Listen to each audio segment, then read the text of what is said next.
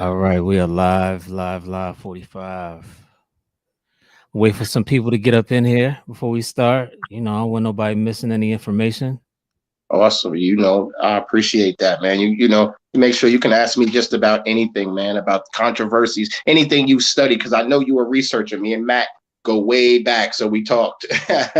Okay, you okay. you a student of the game, so I understand that. So go ahead and be a student because I'm definitely one of those probably one of those hip hop professors, man, that I don't put myself on the stage. I see Hip Hop University and all of those people. Steve LaBelle, big shout out to him for that, and Chris Gotti and those guys. But I was before those guys. We're gonna talk about it definitely for real. Yeah. So feel free to ask me anything, man. And if Okay. my son chimes in, I'll talk about him if he allows that too. Okay. No He's an doubt. interesting character. Yeah. Where you from, man? Where you from? I'm down in DC. Okay, yeah. I know a little DMV. bit of.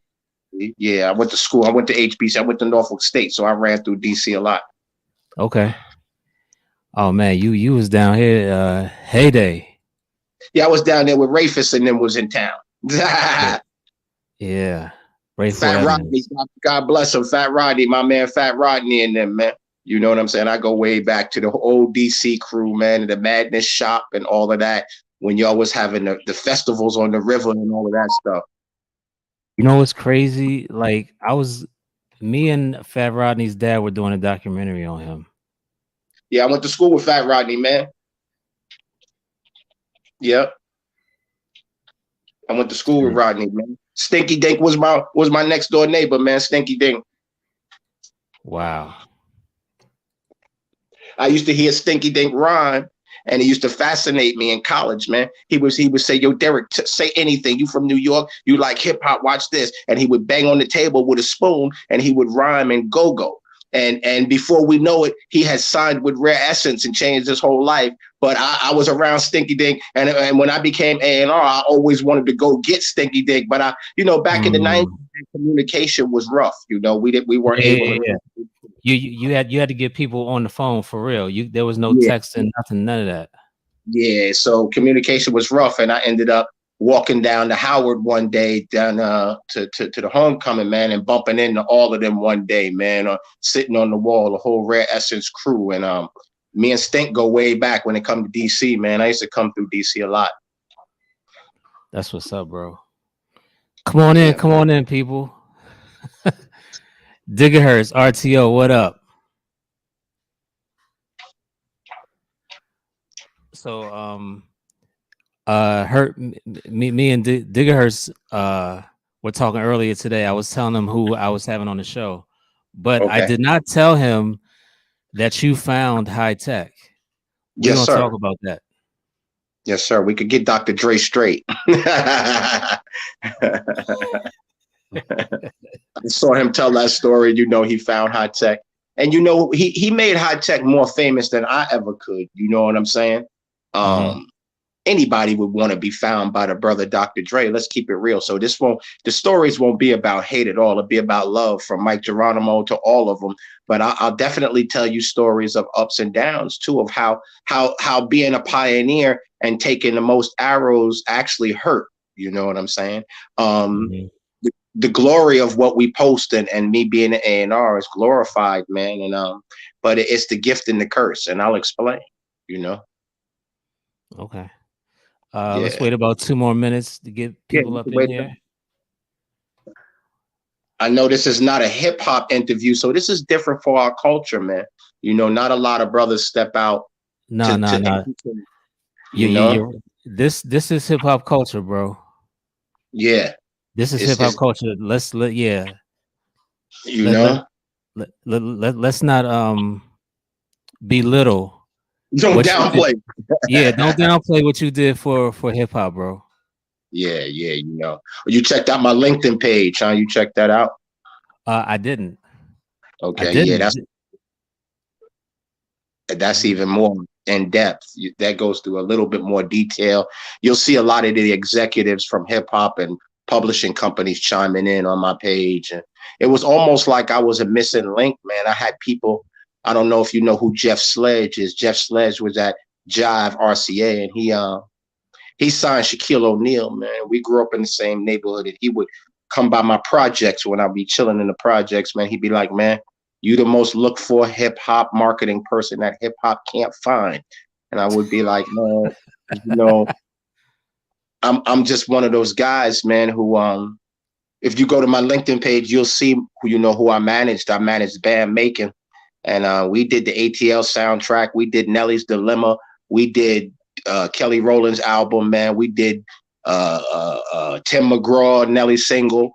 We did a lot of crazy stuff. He ended up winning 3 Grammys, and I had the first publishing contract for Black artists and Black managers on Cobalt Music Publishing. So we'll discuss that also. Okay. All right. You know what? Let's get it in. Ladies and gentlemen, boys and girls of all ages, we have the incomparable Darrick Chatman, aka Chappy, ex A&R marketing guru for Nervous Records, TVT Blunt. Like, where haven't you worked at? But Shabazz Brothers Urban Wear, Shabazz Brothers. I've done films, urban films, man, and all types of crazy stuff for our culture, brother.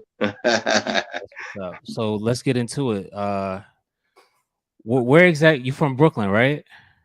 I'm originally from 914, man. I'm from up in Westchester, man, in Yonkers, White Plains, Mount Vernon area, man. Oh, so how you feel about what's going on coming from there these days? I love it, man. I'll tell you a DMX story of how DMX got down with Rough Riders, man. I'll tell you a real story, man. We're gonna go into some real depth. But I'm from up there where I'm from a project, small projects called Winbrook, man, on Lexington Avenue, man. And Winbrook is actually, if you watched the hospital that DMX was in and all of those videos, that project is where I'm from. So I worked in that hospital when hip hop kind of fell. I kind of went back to a regular 9 to 5. And, I ended up working at that hospital, which is right across the street from my projects. There's a projects right there in that neighborhood. So all of those bikers and all those people you see in those streets, I actually knew a lot of them because they from my hood. So that's where I'm from, man. Big shout out to White Plains, man.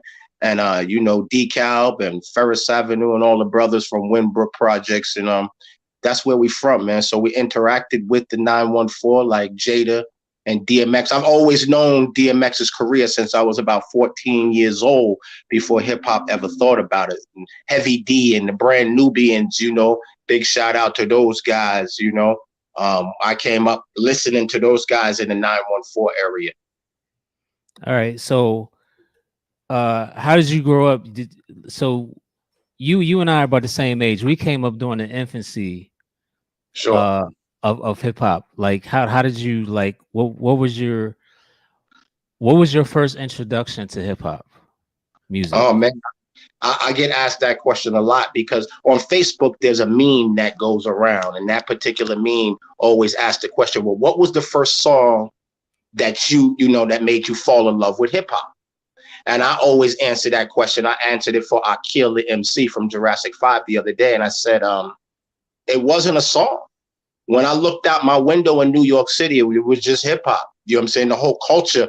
It was almost like we were being rebellious to a standard culture that had already existed. So now we came to school with our pants leg rolled up, my hat turned backwards, my shoelaces ironed to make them fat laces, and my pants legs, and we dressed different than we were supposed to. We used a slang that wasn't appropriate to, excuse my language, but to the white classrooms and to the white teachers. So it was almost like the culture that I got into, it was before music happened. Music came second to the culture. Okay. So when you were younger, were you DJ? Like what got you actually to just living the life? You know what? I got lucky, man. I got lucky, man. I grew up in a projects where I could go right outside and watch cats DJ, and they didn't have no name. They didn't have no title. They just bought music out. And as a kid, I would listen to my neighbor's MC and things like that. And lo and behold, man, I'll tell you a crazy story, man. I was about 11 years old one night, man, and my cousin was dating one of the Cold Crush brothers. You know what I'm saying? And we know the Cold Crush. And I go to a show, man. They dragged me to a show as a kid, man, in a place called Wheels. Wheels was a club in Yonkers, New York. Wheels. And basically, man, that particular night, man, lo and behold, I get to watch Tila Rock and LL battle, man. And the DJ happened to be Red Alert, man. And I was about 11 years old, and I realized this years later, and I told this story on Hot 97 through DJ Charlie Chase one night, man. And when I first started interning at Nervous. So the culture really got me into it, brother. The culture, no particular music. It was the culture, the way of life, man. And then I realized the music and how it could be a business later on. I started to look at people like, damn, that guy is nice right there. What can we do with him? So I caught that part later on. Okay. LL versus Tila. Tila Rock got to be 10 years older than L. Like LL was like 16, 17 at the time. Tila Rock had to be in his 20s, mid 20s, late 20s. Classic battle that many people don't talk about, but you can probably find information on, man. As a kid, all I remember is seeing Tila Rock's belt buckle and LL's belt buckle, and they came out. And if you remember, Tila Rock, LA Sunshine, and all of them did have a beef, and that's where Mobb Deep gets into the beef, because Mobb Deep is LA Sunshine's brother. Right. So that little era right there did have a beef with LL, because LL was the new gem on the block. You know what I'm saying? And I didn't know all of this right here. I'm witnessing this as Red Alert, and I'm like, damn, 4 or 5 years later, I realized, wait a minute, that's LL. That was LL. So that's how I got into the culture, man. I once snuck into a show with Dougie Fresh and Slick Rick when they first did Lottie Dottie as a kid, man. So I was always a fan of not only the culture, but the music and breakdance. And I carried cardboard too as a kid, you know, through the malls. And, you know, I hit your school with the cardboard, fam. And we lay that cardboard down. We start getting it in, you know, right. You back spinning and you doing all types. So I joined the whole culture, not just the music itself. Got you. Okay. What got you to Nervous? Oh man. What got you to Nervous? Here we Let's go. Let's get to the nitty gritty. The shit, right? Okay. So what got me to Nervous, man, is my man, my boy, man. I grew up from childhood, man. I got a picture on his wall when we ain't got no teeth in our mouth. Drew Hobb, man. Drew Hobb from Deep Down. That's how I got to Nervous. We grew up together, went to school together, and I had come back from college and I went to my high school football game because I played football, you know, high school and everything. And I went to go see if they were good, if they was trash. And I was sitting there, and lo and behold, Drew Hobb is there. And he's not Drew Hobb at the time. His real name is Drew Friedman, obviously, and that's no big deal. But, you know, we grew up together. You know, I was at Drew's bar mitzvah, man, as a kid. So he says to me, man, what you doing? You finished college? I said, man, I don't know what to do. I'm just going to chill. And he says, why don't you be my intern? I was like, your intern, man?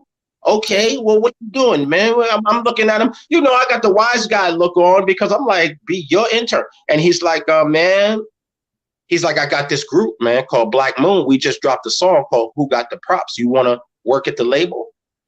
I was like, yeah, fuck it. Let's go. You know, so about 3 months went by. He called me, and my first day at work, I'm hot. I go down Fordham Road in the Bronx, man, and I go down. I'm excited, and I can't wait because the line is long, and I hop the subway and get arrested. First day at work, fam. First day at work. I'm under arrest. Hopping the subway train, Bronx Grand Concourse, D train. Under arrest, man. So I get to work late my first day. And Mike Weiss offers me $75 a week to work as an intern at Nervous Records. So I took it, man. It wasn't about the money. I said, you know what? That's my man. Drew is my man. So he gonna look out for me. And I became Drew's partner, sidekick for a few years at Nervous Records, man. And we had a ball, man. And we had a ball with Black Moon, Who Got the Props, you know. It was an amazing time, boxing records with our bare hands, you know, and things like that. There's a video. I can't remember which Black Moon video. There's a scene of people running. Mm-hmm. and someone falls down like hard. Who is like that's been a mystery to everybody.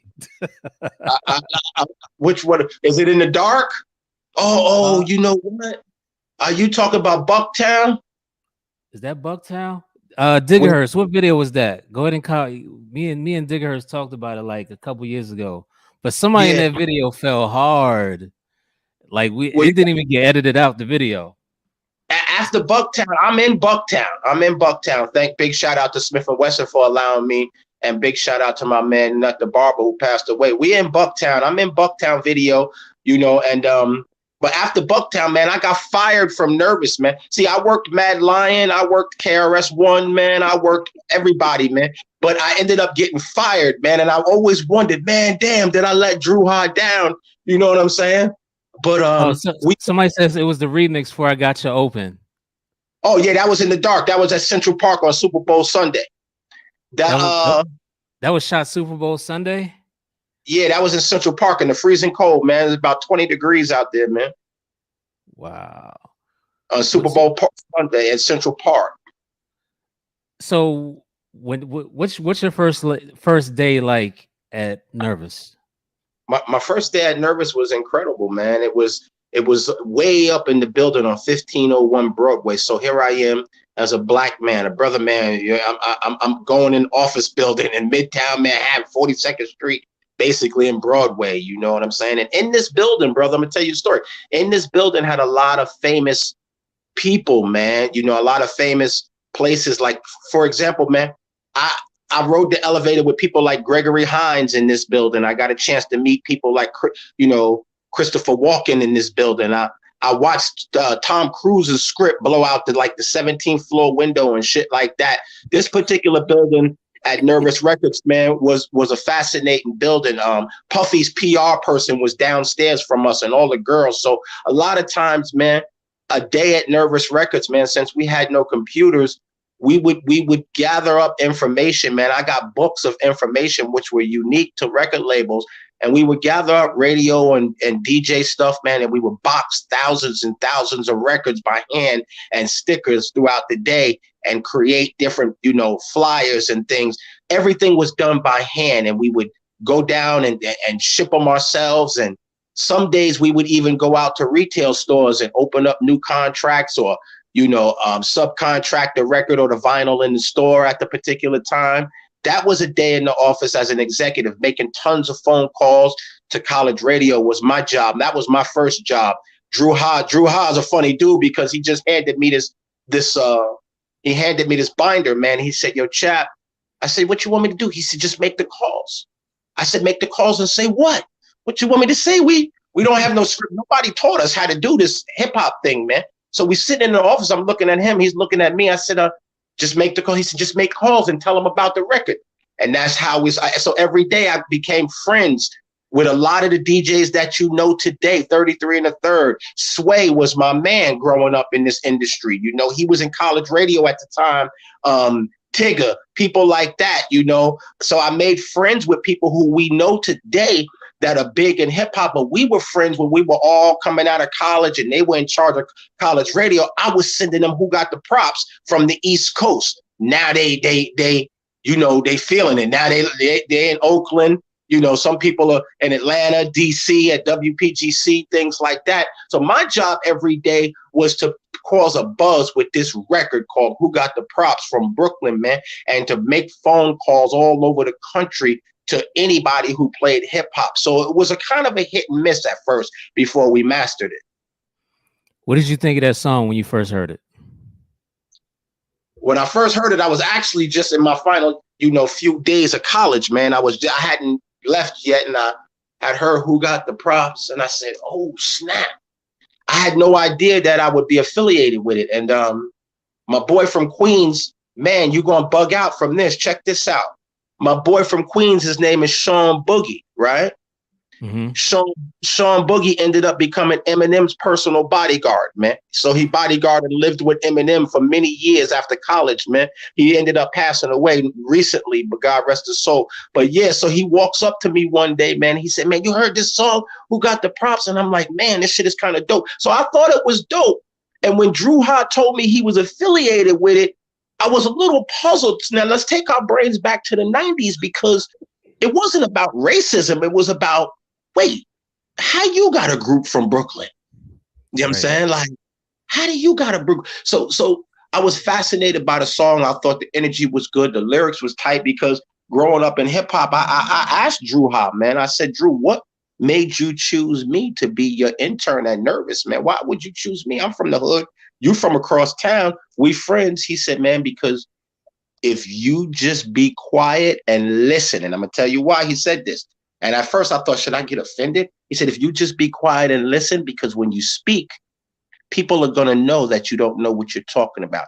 He said, "You know this culture. You just need to learn the business." And that's all he said to me. I stood in the middle of 42nd Street and I looked at him and I said, "Man, should I get offended that this white guy just said this to me, man?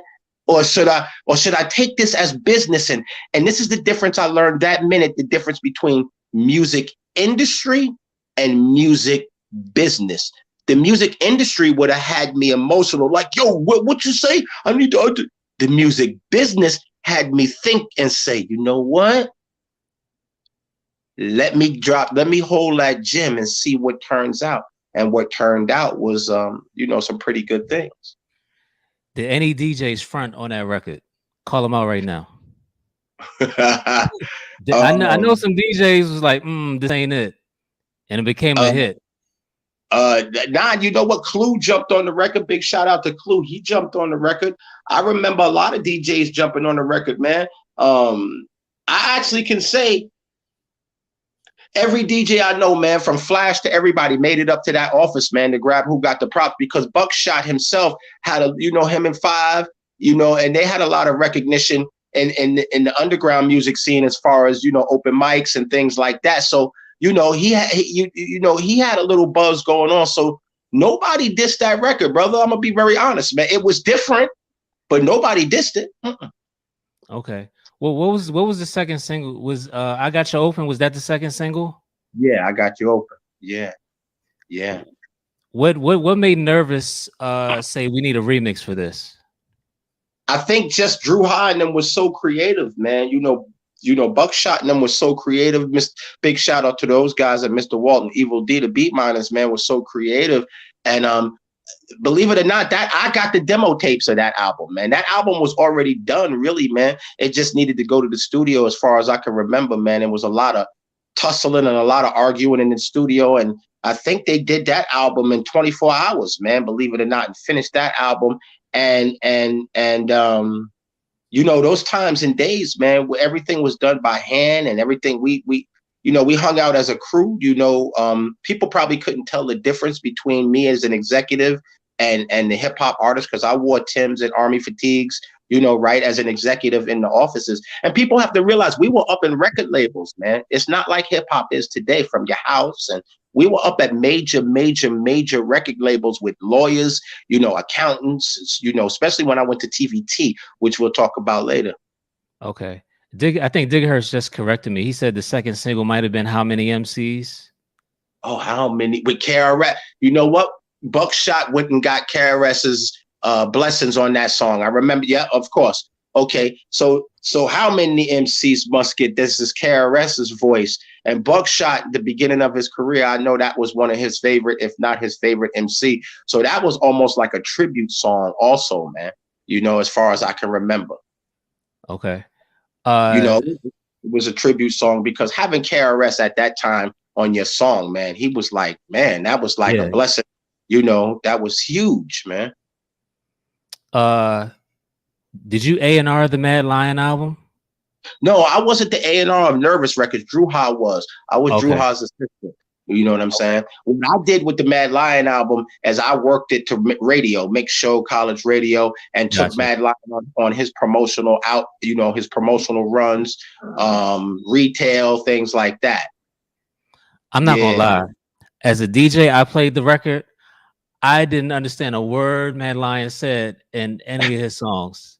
I Too mean, many to this suckers day, in nothing.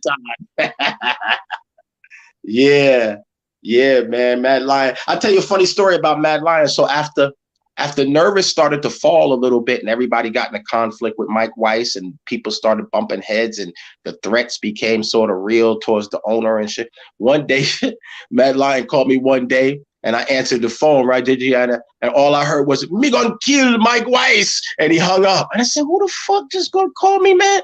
And hang up from Jamaica. I said, what the fuck is going on?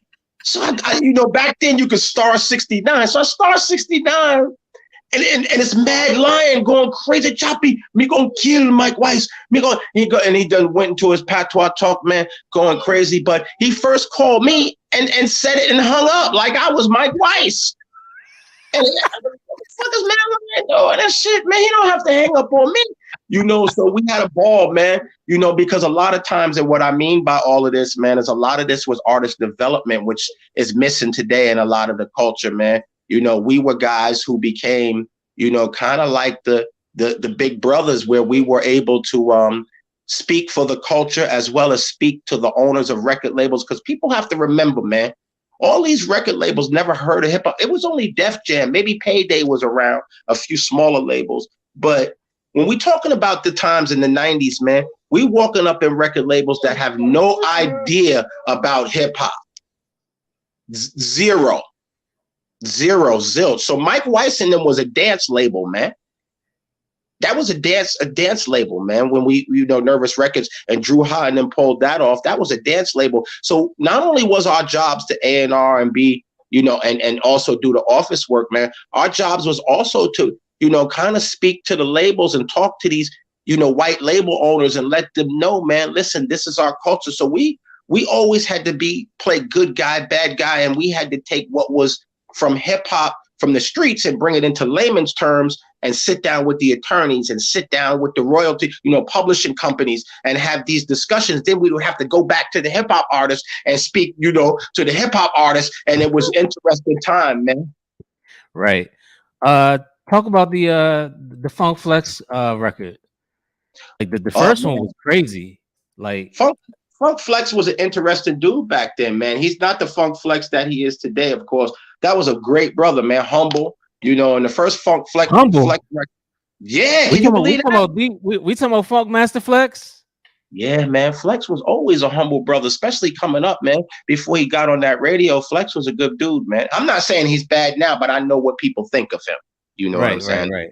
What the world thinks of Flex, and he did a little bit of it to himself and stuff like that. We know that.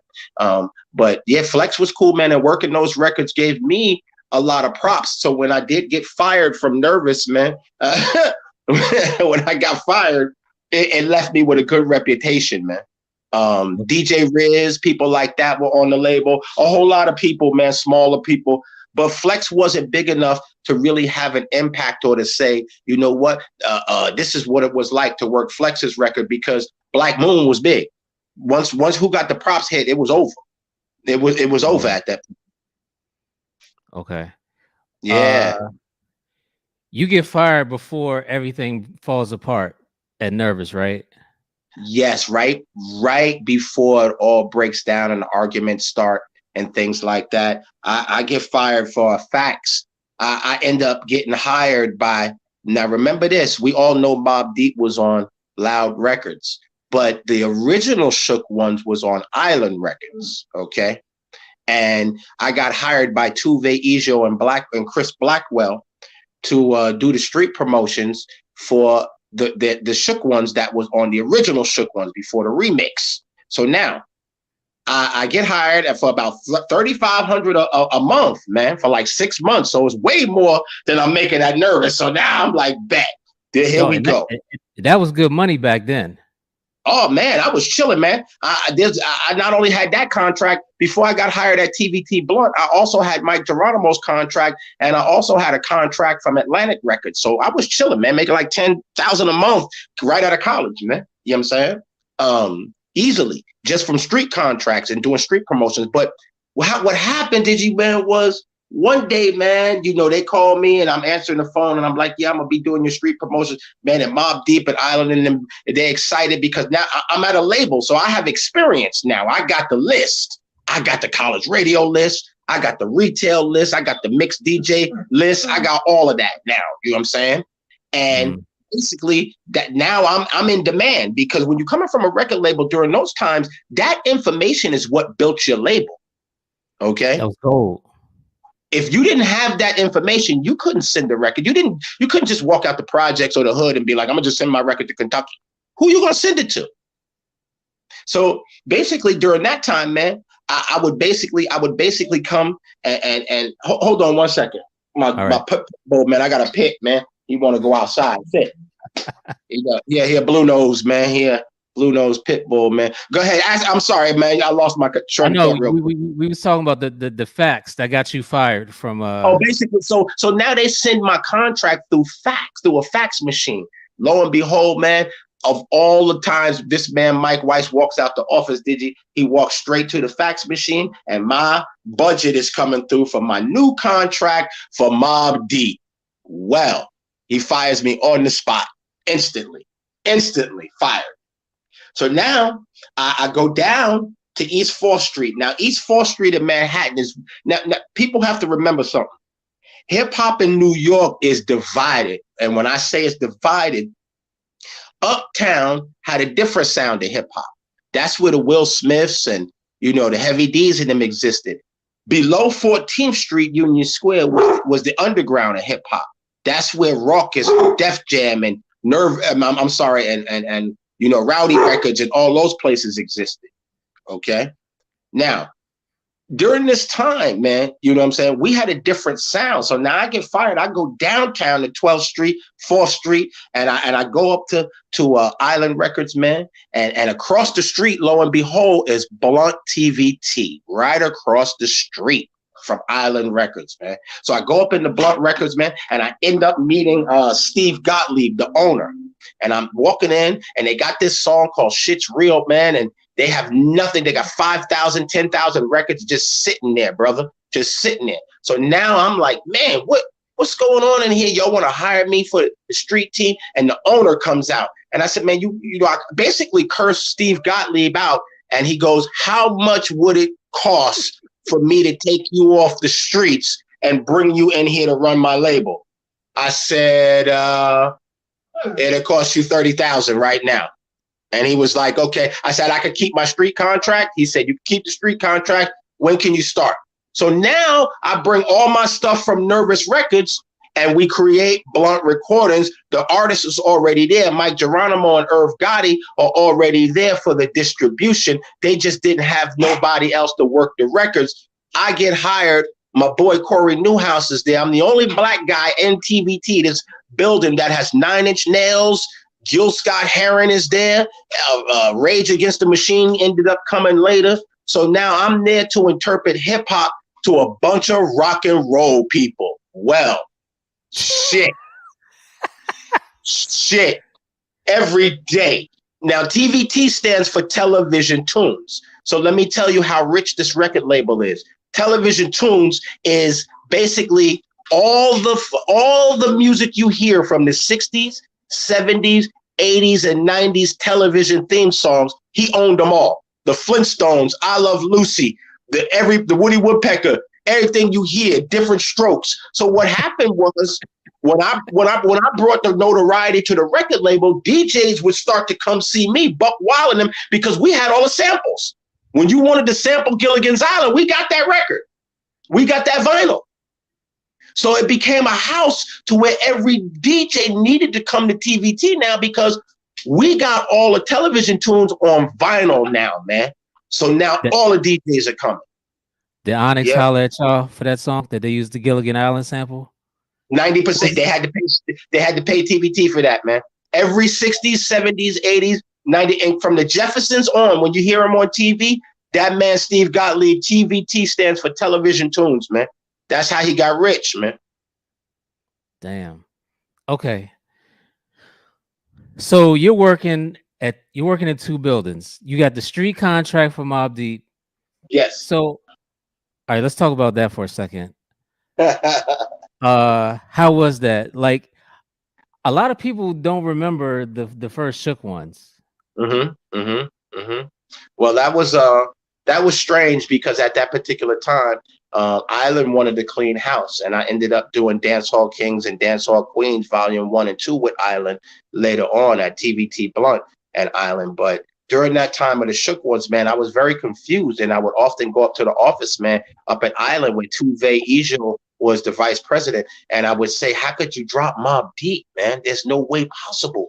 You know, you can't drop Mobb Deep." And basically, what happens is one of my boys works at the Source magazine, and his name is Matt Life, Matty C. You know what I'm saying? Matty C ends up, Steve Rifkin ends up creating the Loud office up on 12th around 14th Street. And lo and behold, me and Matty used to hang out. I lived in Brooklyn, and I'll tell you a story about Matty. But Matty and myself would hang out. Now he's changing his career, and he's moving into the music industry, and he's going to Loud, and he ends up bringing Mobb Deep with him. Boom, the remix is created. It comes from Loud. Bam, and Loud's created. Damn. That's how that happened.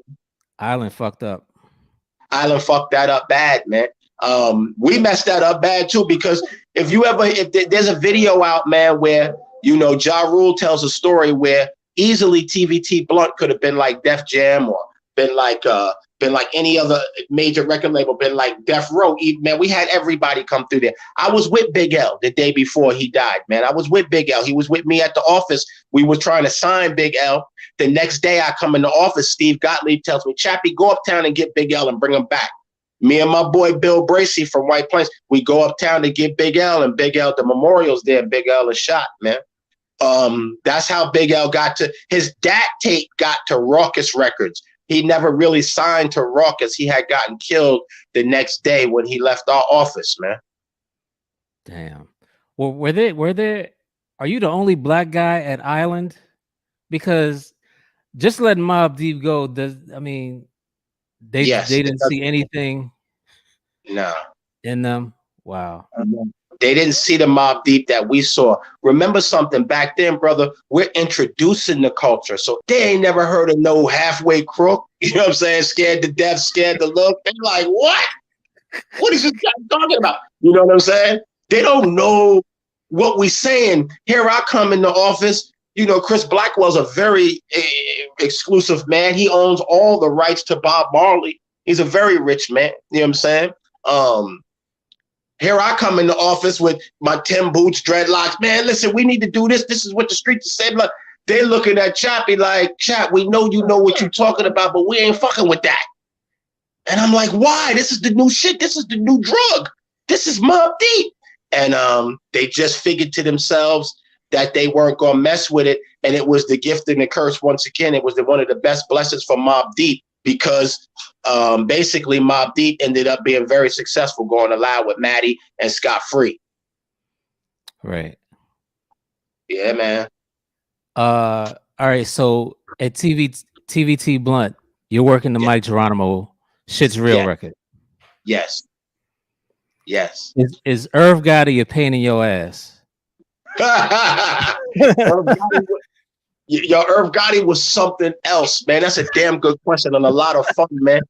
Number one, let me just say this, man. Irv Gotti is one of the smartest, most creative people, man, because at that time, Irv never worked at a record label. So Irv was like a mad scientist for real, man. And he would come up with ideas. And yes, he was a pain in the ass, but he was a good pain in the ass, you know, because he just wanted to be successful. So, you know, there were many times we jumped in his MVP. He had a maroon MVP, van, man. And we would jump in that van and we would go to every record store with Shit's Real. And I would show them how to do the business, man. I would teach them, you know, how to do the business. And, you know, I heard what Mike Geronimo and them on Drink Champs. Big shout to Mike Geronimo. If you out there, go check out his new album and stuff, man.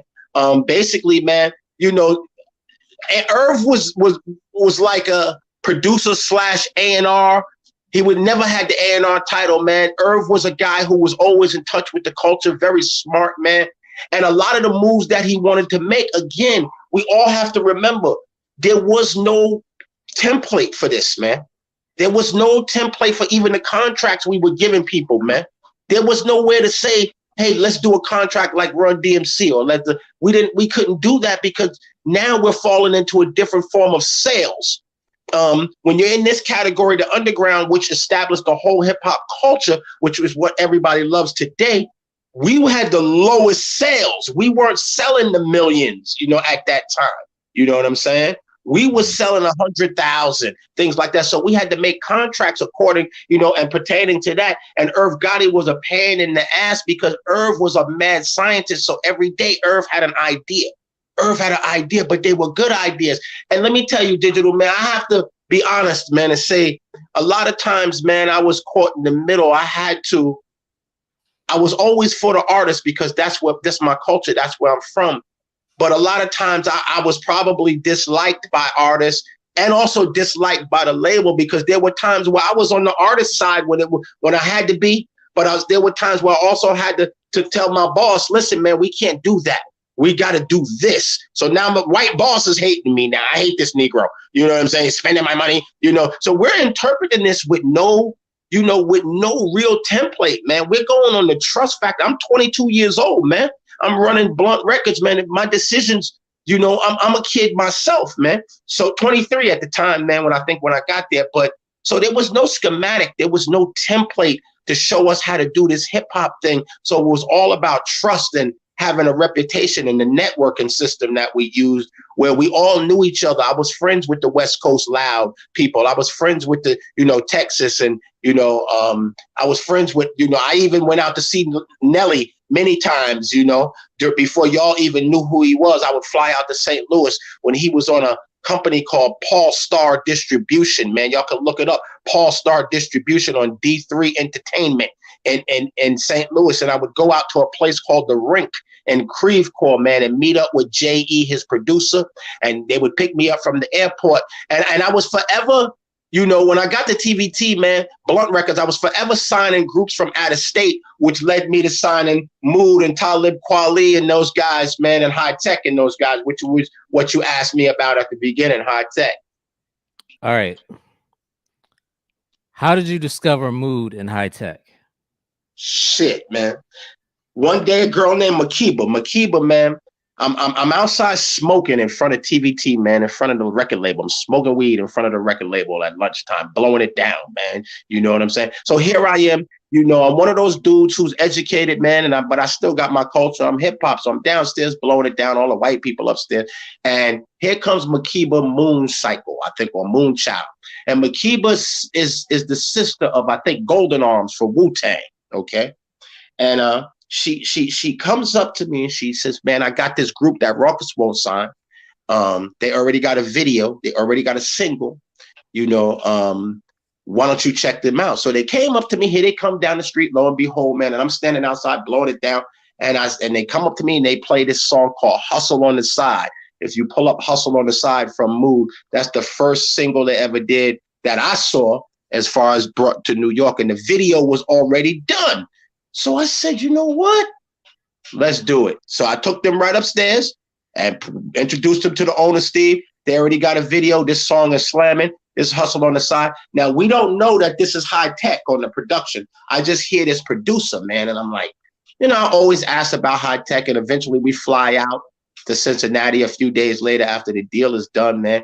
And Dante from Mood, Dante the Great, big shout out to him, because he's still in the game, and he actually dropped a song called Who Punched You in the Eye, where him and Talib Kweli got a little beef right now. So if you listen to a song called Who Punched You in the Eye, that's my man Dante going after Talib after Talib brought him up and called him whack on Micah 9 and them's news feed, and 2 Mex. Big shout out to them, and the Cali.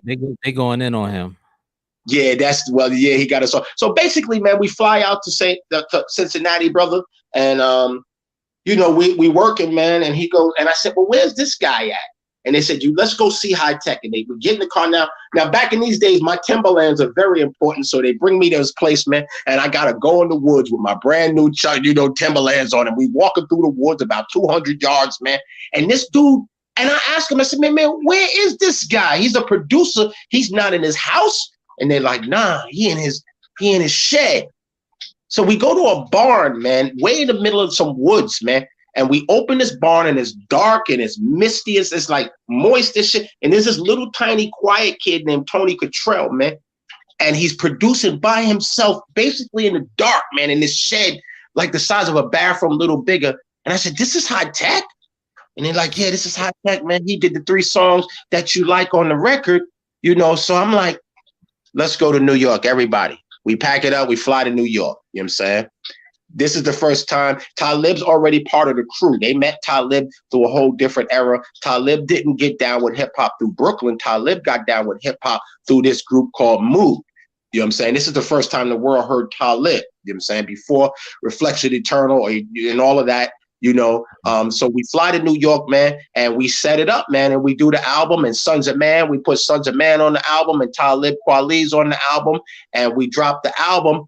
And one of the problems working at a record label or record labels in those days that weren't owned by owners like Leor and who already understood the culture, Steve Gottlieb never caught on to the culture. That's why he almost ruined Ja Rule's career.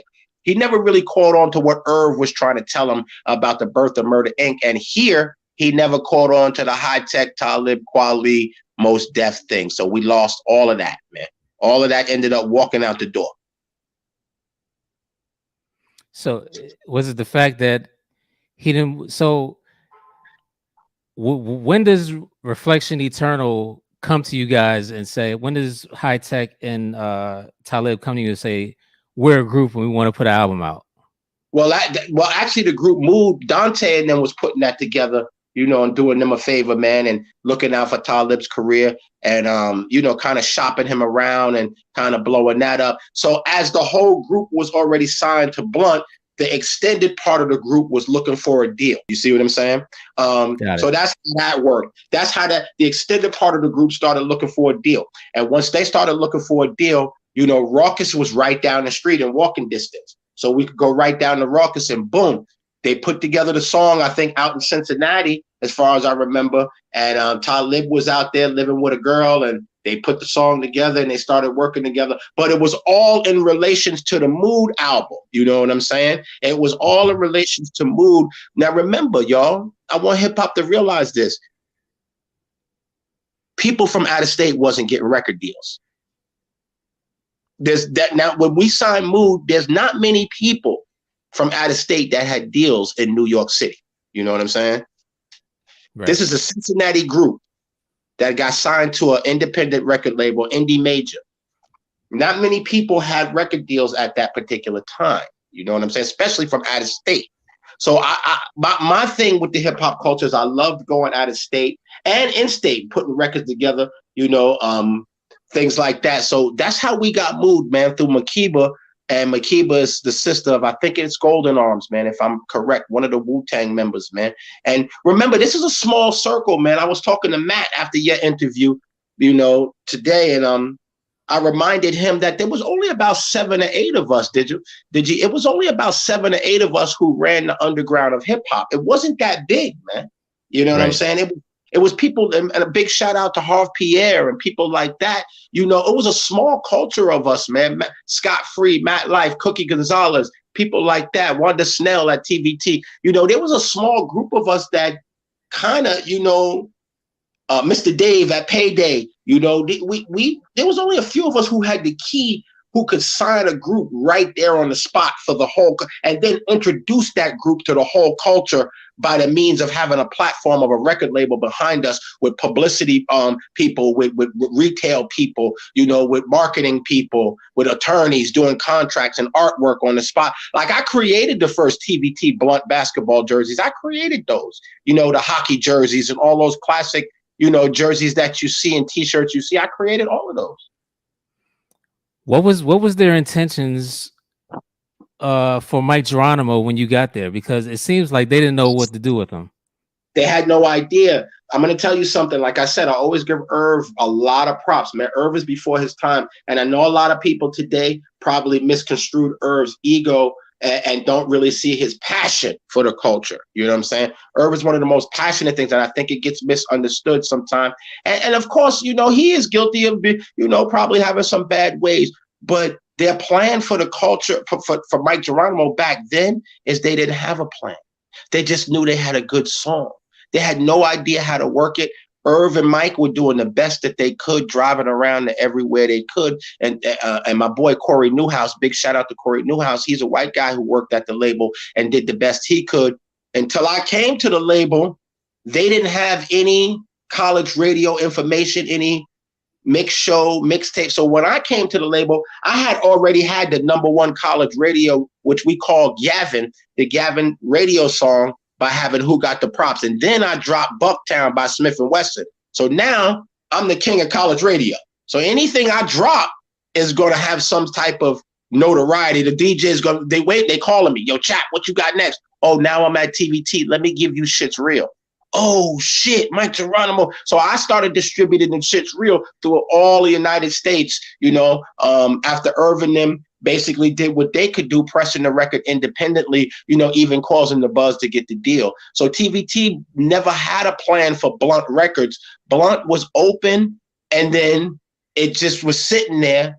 And then when I came in the door, it was almost like I formed the record label with the same temperament. And they used to get on me about this, but it was the right thing, with the same temperament as Nervous Records. So basically, I was coming from an experienced underground label, and I brought that same, notoriety. I brought that same, group of friends, that same DJ, Sway, all of them. When I picked up the phone and called Sway, and yo, I got Shit's Real, Sway's gonna listen to me because I gave him Funk Master Flex. I gave him Mad Lion. I just gave him Bucktown. I just gave him Shit's Real. I just gave him Who Got the Props. You know what I'm saying? So now I'm this small legend in the underground dropping mad music. And my only competition at the time, really, man, I'm going to tell you who was competitive at the time, man, that we never really climbed the ladder. That was J. Rue the Damager, man. J. Rue the Damager, man. Back then, man, we couldn't fuck with Primo, man.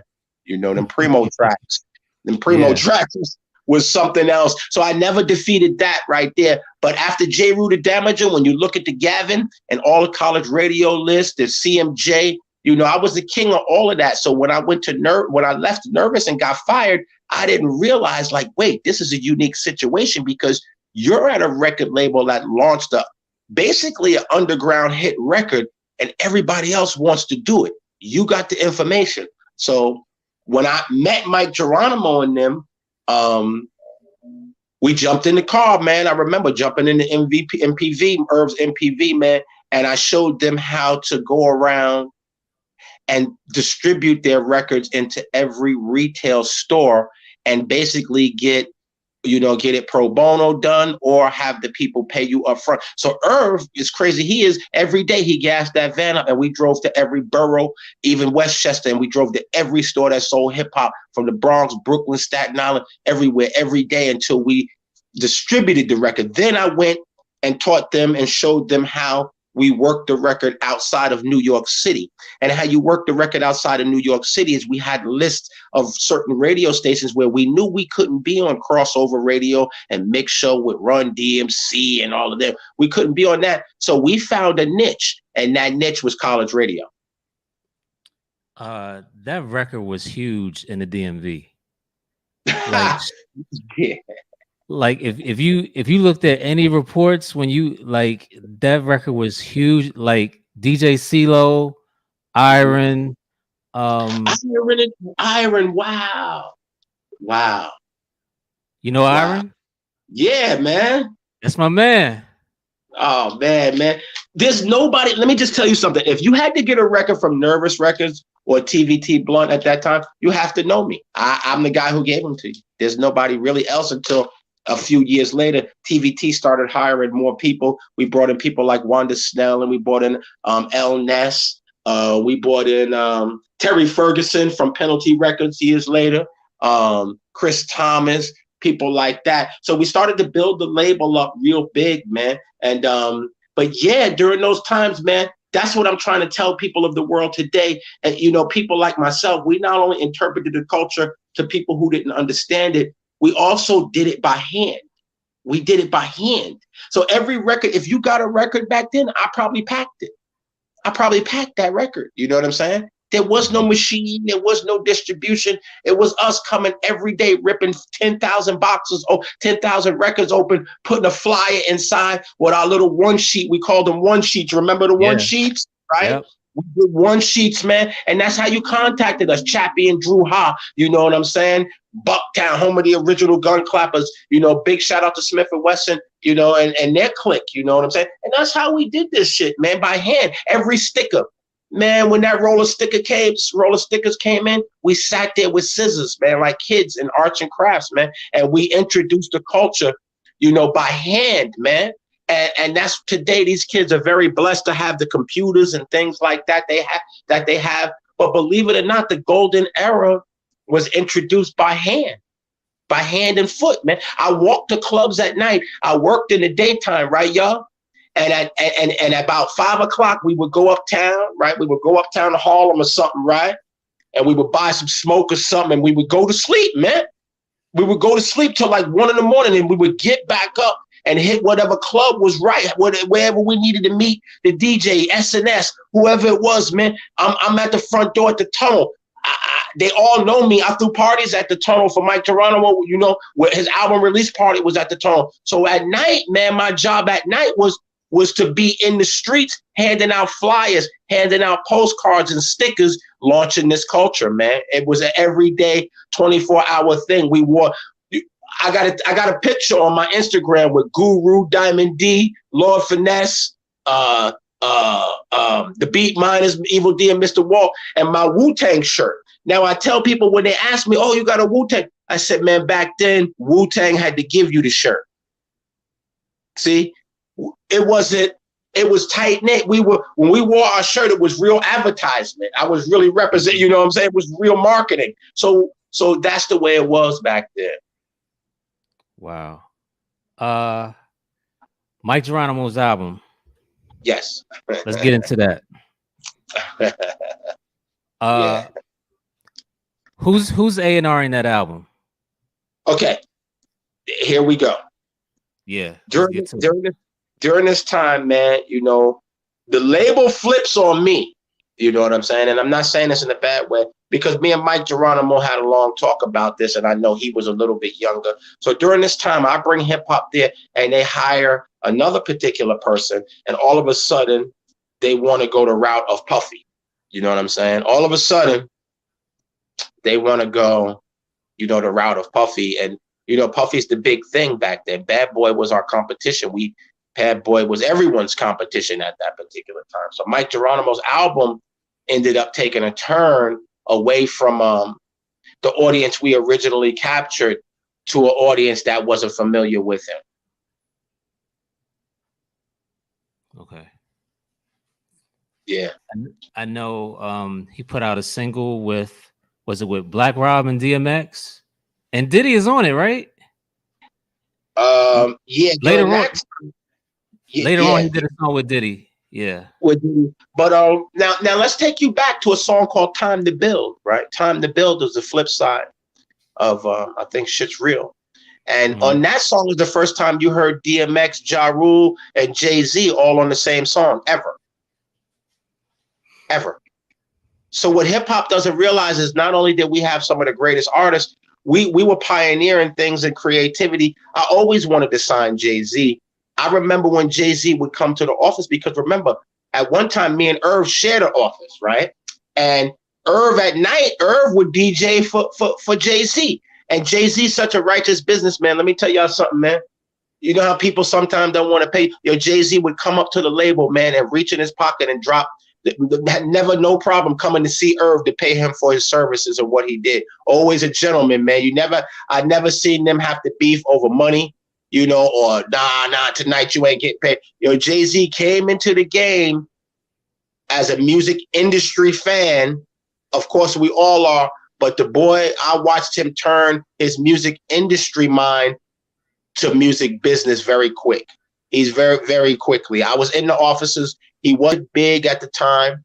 Rockefeller called me for the, okay, there's a song where you hear the guy go, okay, I'm reloaded, pain in the ass, right? Yeah. He was my intern. I sent him down to Rockefeller One day, yeah, he was my intern. So one day Rockefeller calls me and they say, yo, Chap, man. We opening up Rockefeller. We need some interns. Send me some interns, Chap. I said, all right, man. So I hung up the phone and I looked to the right. And pain in the ass was a pain in the ass, man. He was a pain in the ass. He was a pain in the ass, and he had the perfect name. So he's standing next to me, right? I'm on the phone, and he's standing right there. And I hang up the phone. I said, pain in the ass, Rockefeller need interns. Take your ass out of here and go get a job. The next time I heard from Pain in the Ass was about a year ago with him celebrating his 25th anniversary with Rockefeller, man. I helped launch a lot of people, man. I had the type of office, my brother, that if you were in town and you loved the culture, I would invite you into the record label, man, to see what it was like to be inside of a record label, man. I gave my platform to Coco Chanel. I've given it to many, many people, to Matt Fingers, who you interviewed yesterday. I'm the Chappy who gave him the job, who gave him the opportunity, amongst many people, man. Terry Ferguson hiring many people and utilizing my hip hop platform, my hip hop blessing that Drew Ha allowed me to have. I gave it to a lot of people, and all the stories are great, man. They're all great, man, and I'm very appreciative. And there was some sad times, but let's continue, man. Ask any question you want, because remember, during this time, now Tupac gets shot too, and during Who Shot You and Mike Geronimo's in the remix and things like that. You know what I'm saying? On the video. Wait, what? Yeah. Oh, in the video. Yeah, in the video. I thought you said it was Who Shot Your song with Mike Geronimo. No. Now I'm gonna tell you a story, right? So the next day, they friends with I made friends with a cat named. If you look at the interview with Ice-T and them when they were looking for the suspects or the Big E and all of that, the next day I'm gonna tell you how ill hip hop is and how small his circle was. The next day I'm sitting at TVT Records, man. I'm sitting in the office and Nichols comes up and he's at the end of that video with Ice-T. He's the one speaking. And that's Tupac's friend. Nichols comes up and he walks in my office, fam. This is exactly how real hip hop is. And he lifts up his shirt and I see he got 2 patches on his belly. And I said, Nichols, what's going on? He said, man, I got shot with Tupac last night. That's how I learned the Tupac story, man. I didn't learn it from the news or the media, man, or anything like that. I learned it from the people who was actually right there.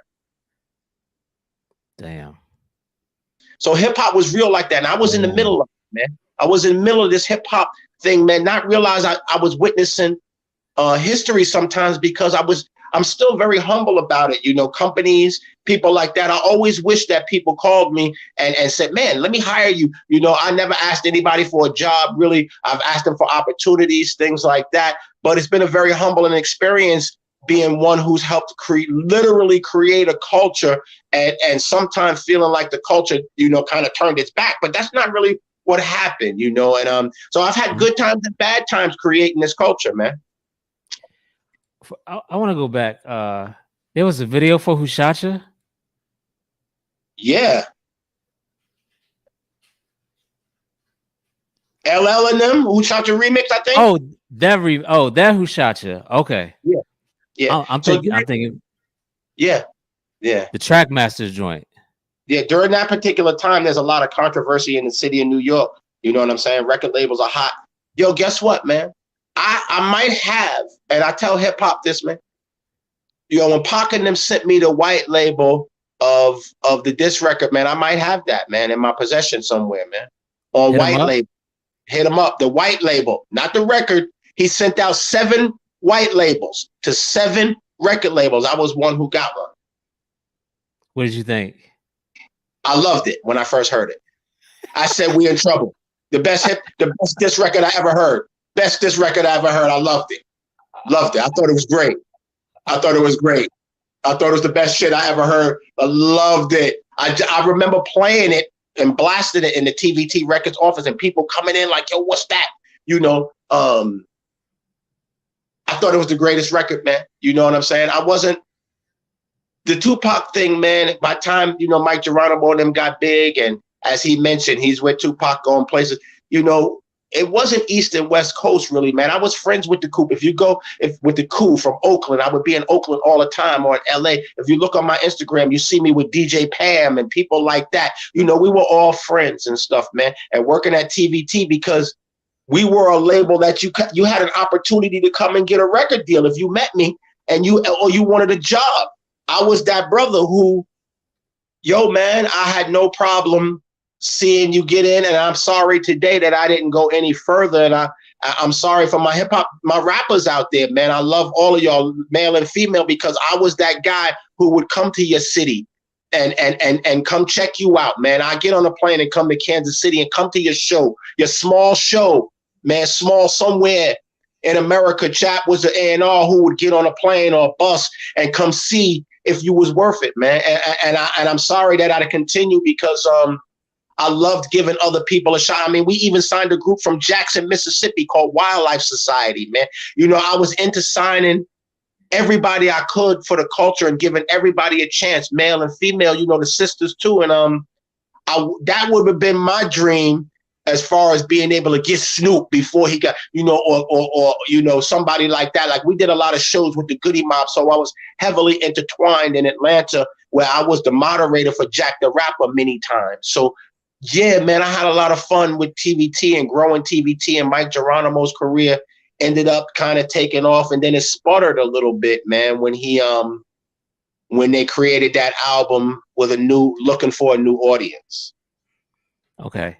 Now I want to talk about one of my favorite albums on Blunt, Royal Flush.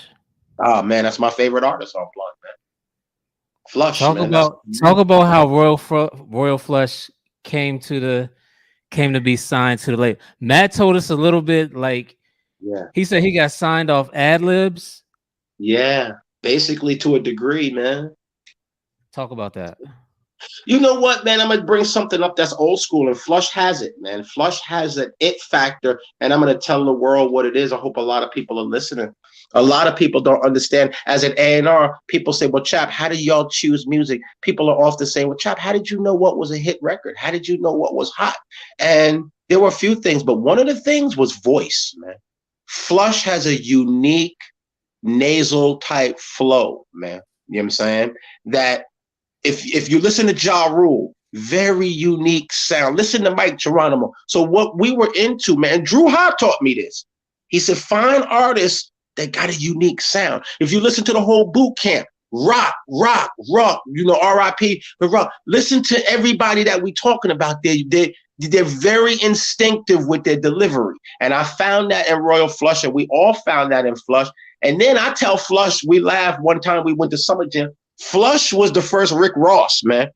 Flush was the original Rick Ross, man. He was Rick Ross before Rick Ross, man. Ice Down Medallions, you know, things like that were songs where Flush was living and giving us a life. And, you know, that Mike Geronimo was his perfect sidekick almost, man. And Flush got signed, just like Matt said, you know, doing the ad-libs and having being at the right place at the right time. But Flush wanted it, man. I have to be honest. When Flush got his opportunity, the Flush that you see today never stopped working, man.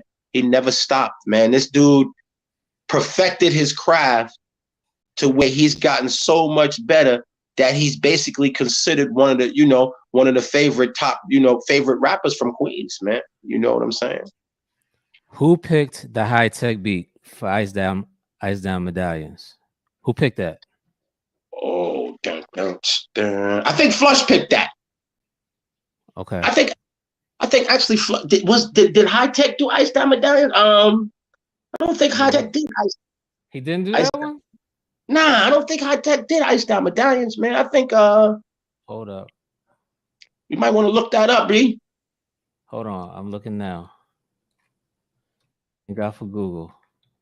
Because remember, we did The Natural, we did all of those songs too.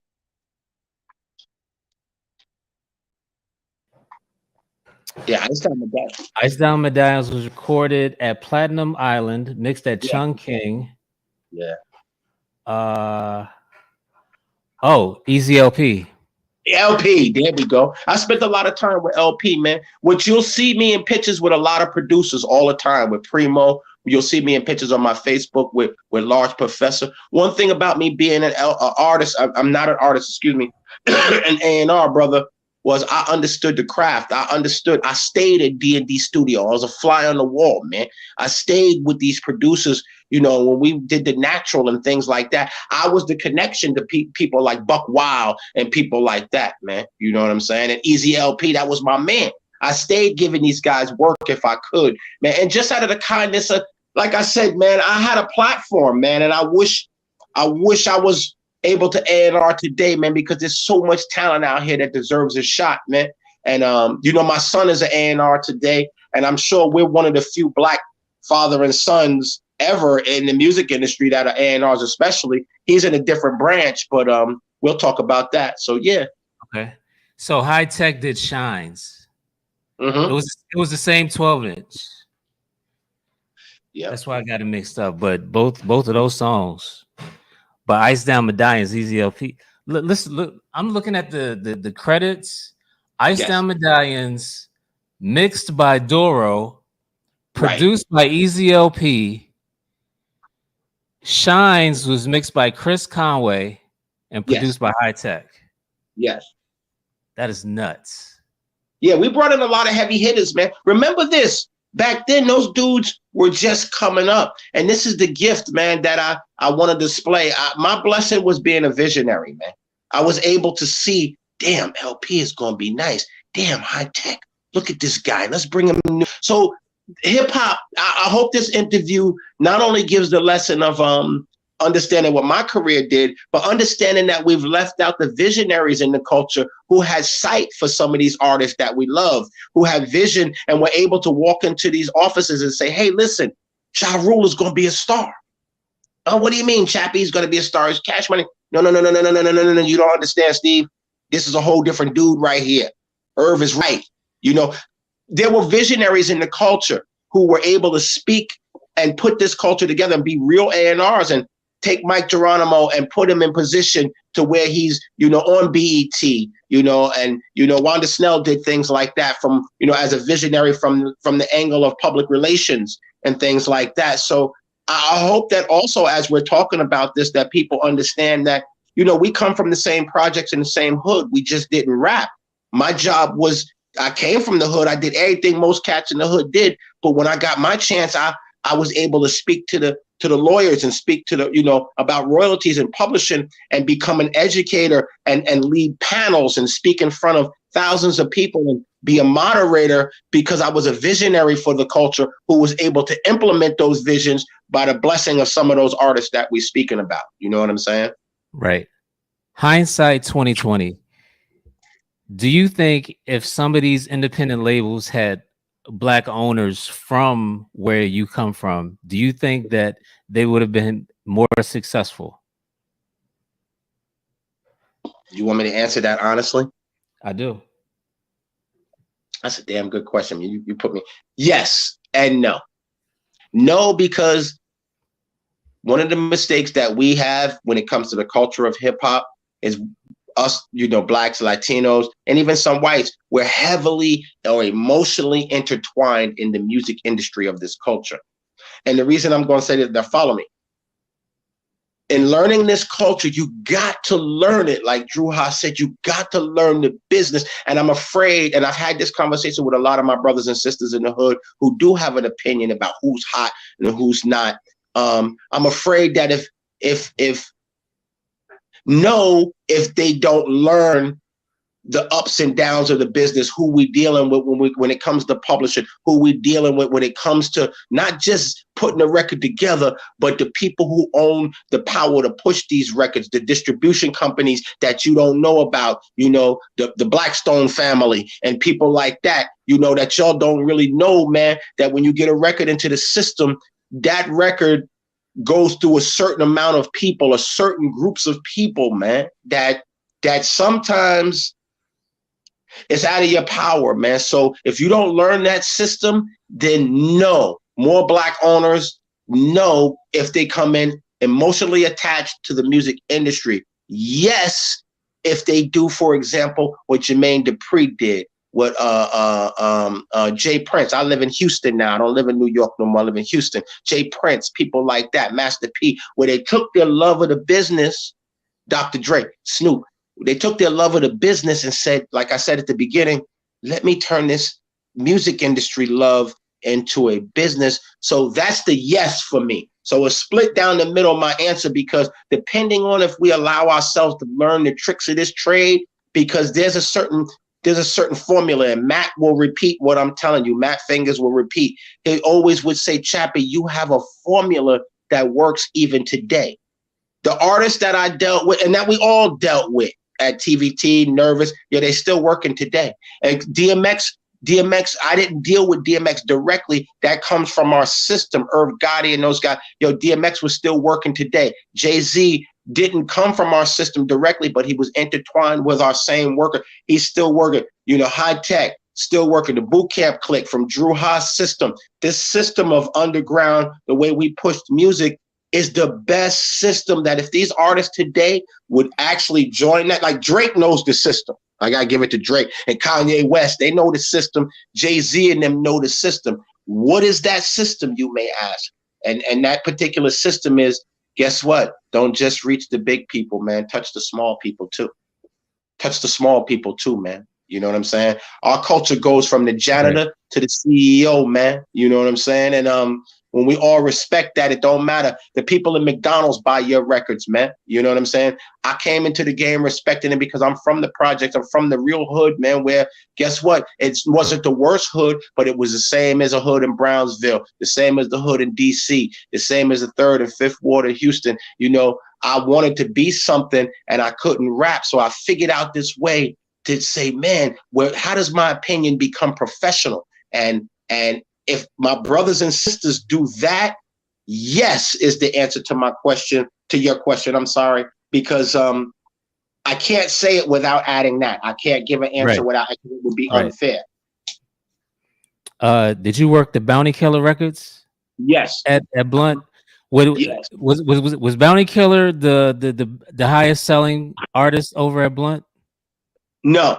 Pitbull. We had 3 later on. They had 3 6 Mafia, people like that at Blunt TVT.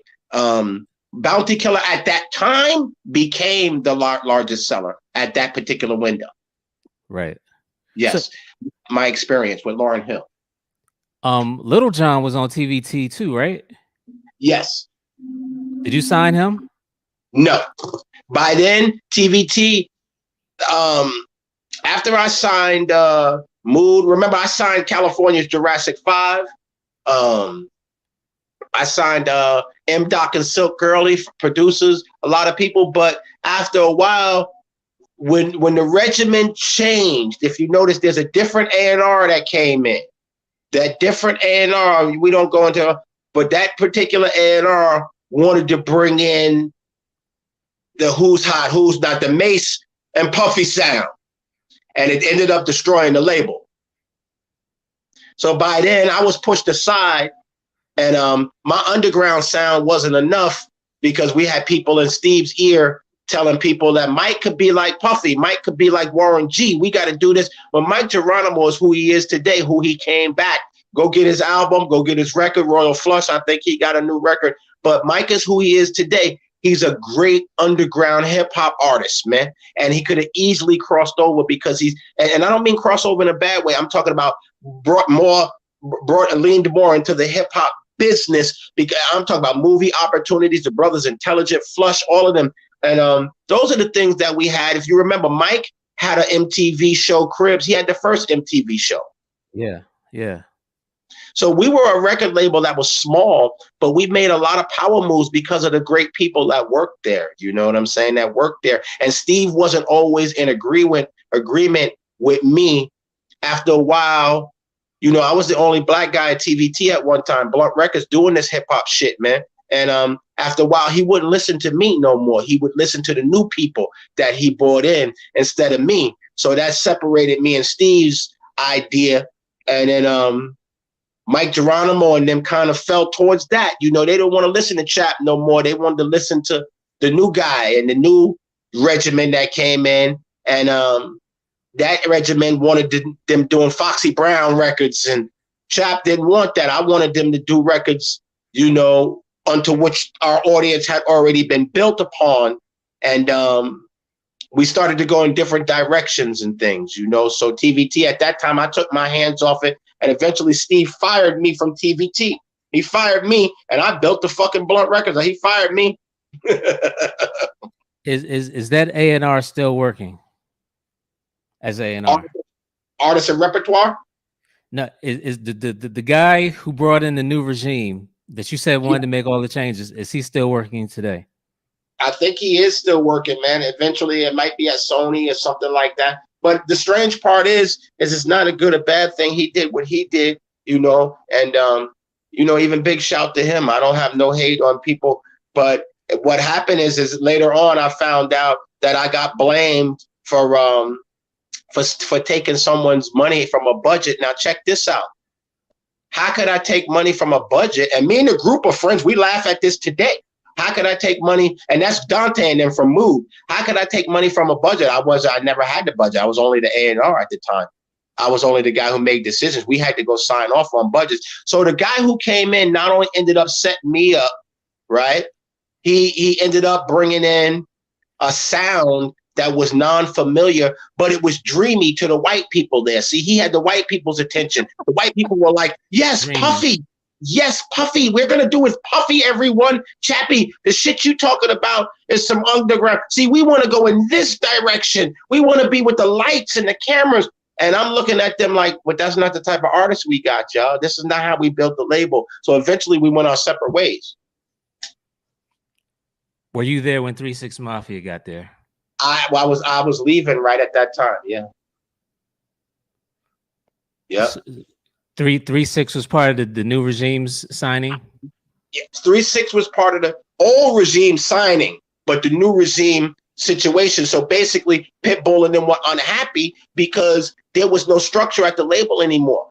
The people who had come into the label didn't have the label's agenda in mind. Chappy had the label's agenda in mind, and because that was that was my job. I kind of built TVT. I brought all the music. I brought all the information there so we could launch the label. I brought the reputation there from already having it with the boot camp and dealing with Mobb Deep and people like that. And eventually, man, I eventually, they used that reputation, and we used that reputation. And when the regimen changed to where, and when I say Puffy, man, y'all, I don't mean it in a bad way. I mean, it was a lot of lights, cameras, and it was no more the OCs and no more no more of that anymore. You know what I'm saying? It was now right. We want Puffy, we want Little Kim, we want, Chappy, can you get Warren G on our records? And I'm like, Warren G, nigga, how the fuck am I get Warren G on the record? It basically went that way. You know what I'm saying? It was really interesting, man. And I separated myself and I ended up starting a small company called Stratus Distribution. And what I would do is I put out Royal Flush and Big Pun singles, so Dot X, stuff like that. I would go to the artists and give them a couple of G's, and we would do white labels, man. So a lot of the white labels, Neek the Exotic, Alchemist, people like that, I would drop those records. So I started doing those. Okay. At TVT, what records went unreleased that were dope? Like, I know there's some records that Mike Geronimo did, like a Mike Geronimo Biggie record or Mike Geronimo that never came out. I would say that there are records, but I'm gonna tell you who got those type of records, man. I can repeat some of this.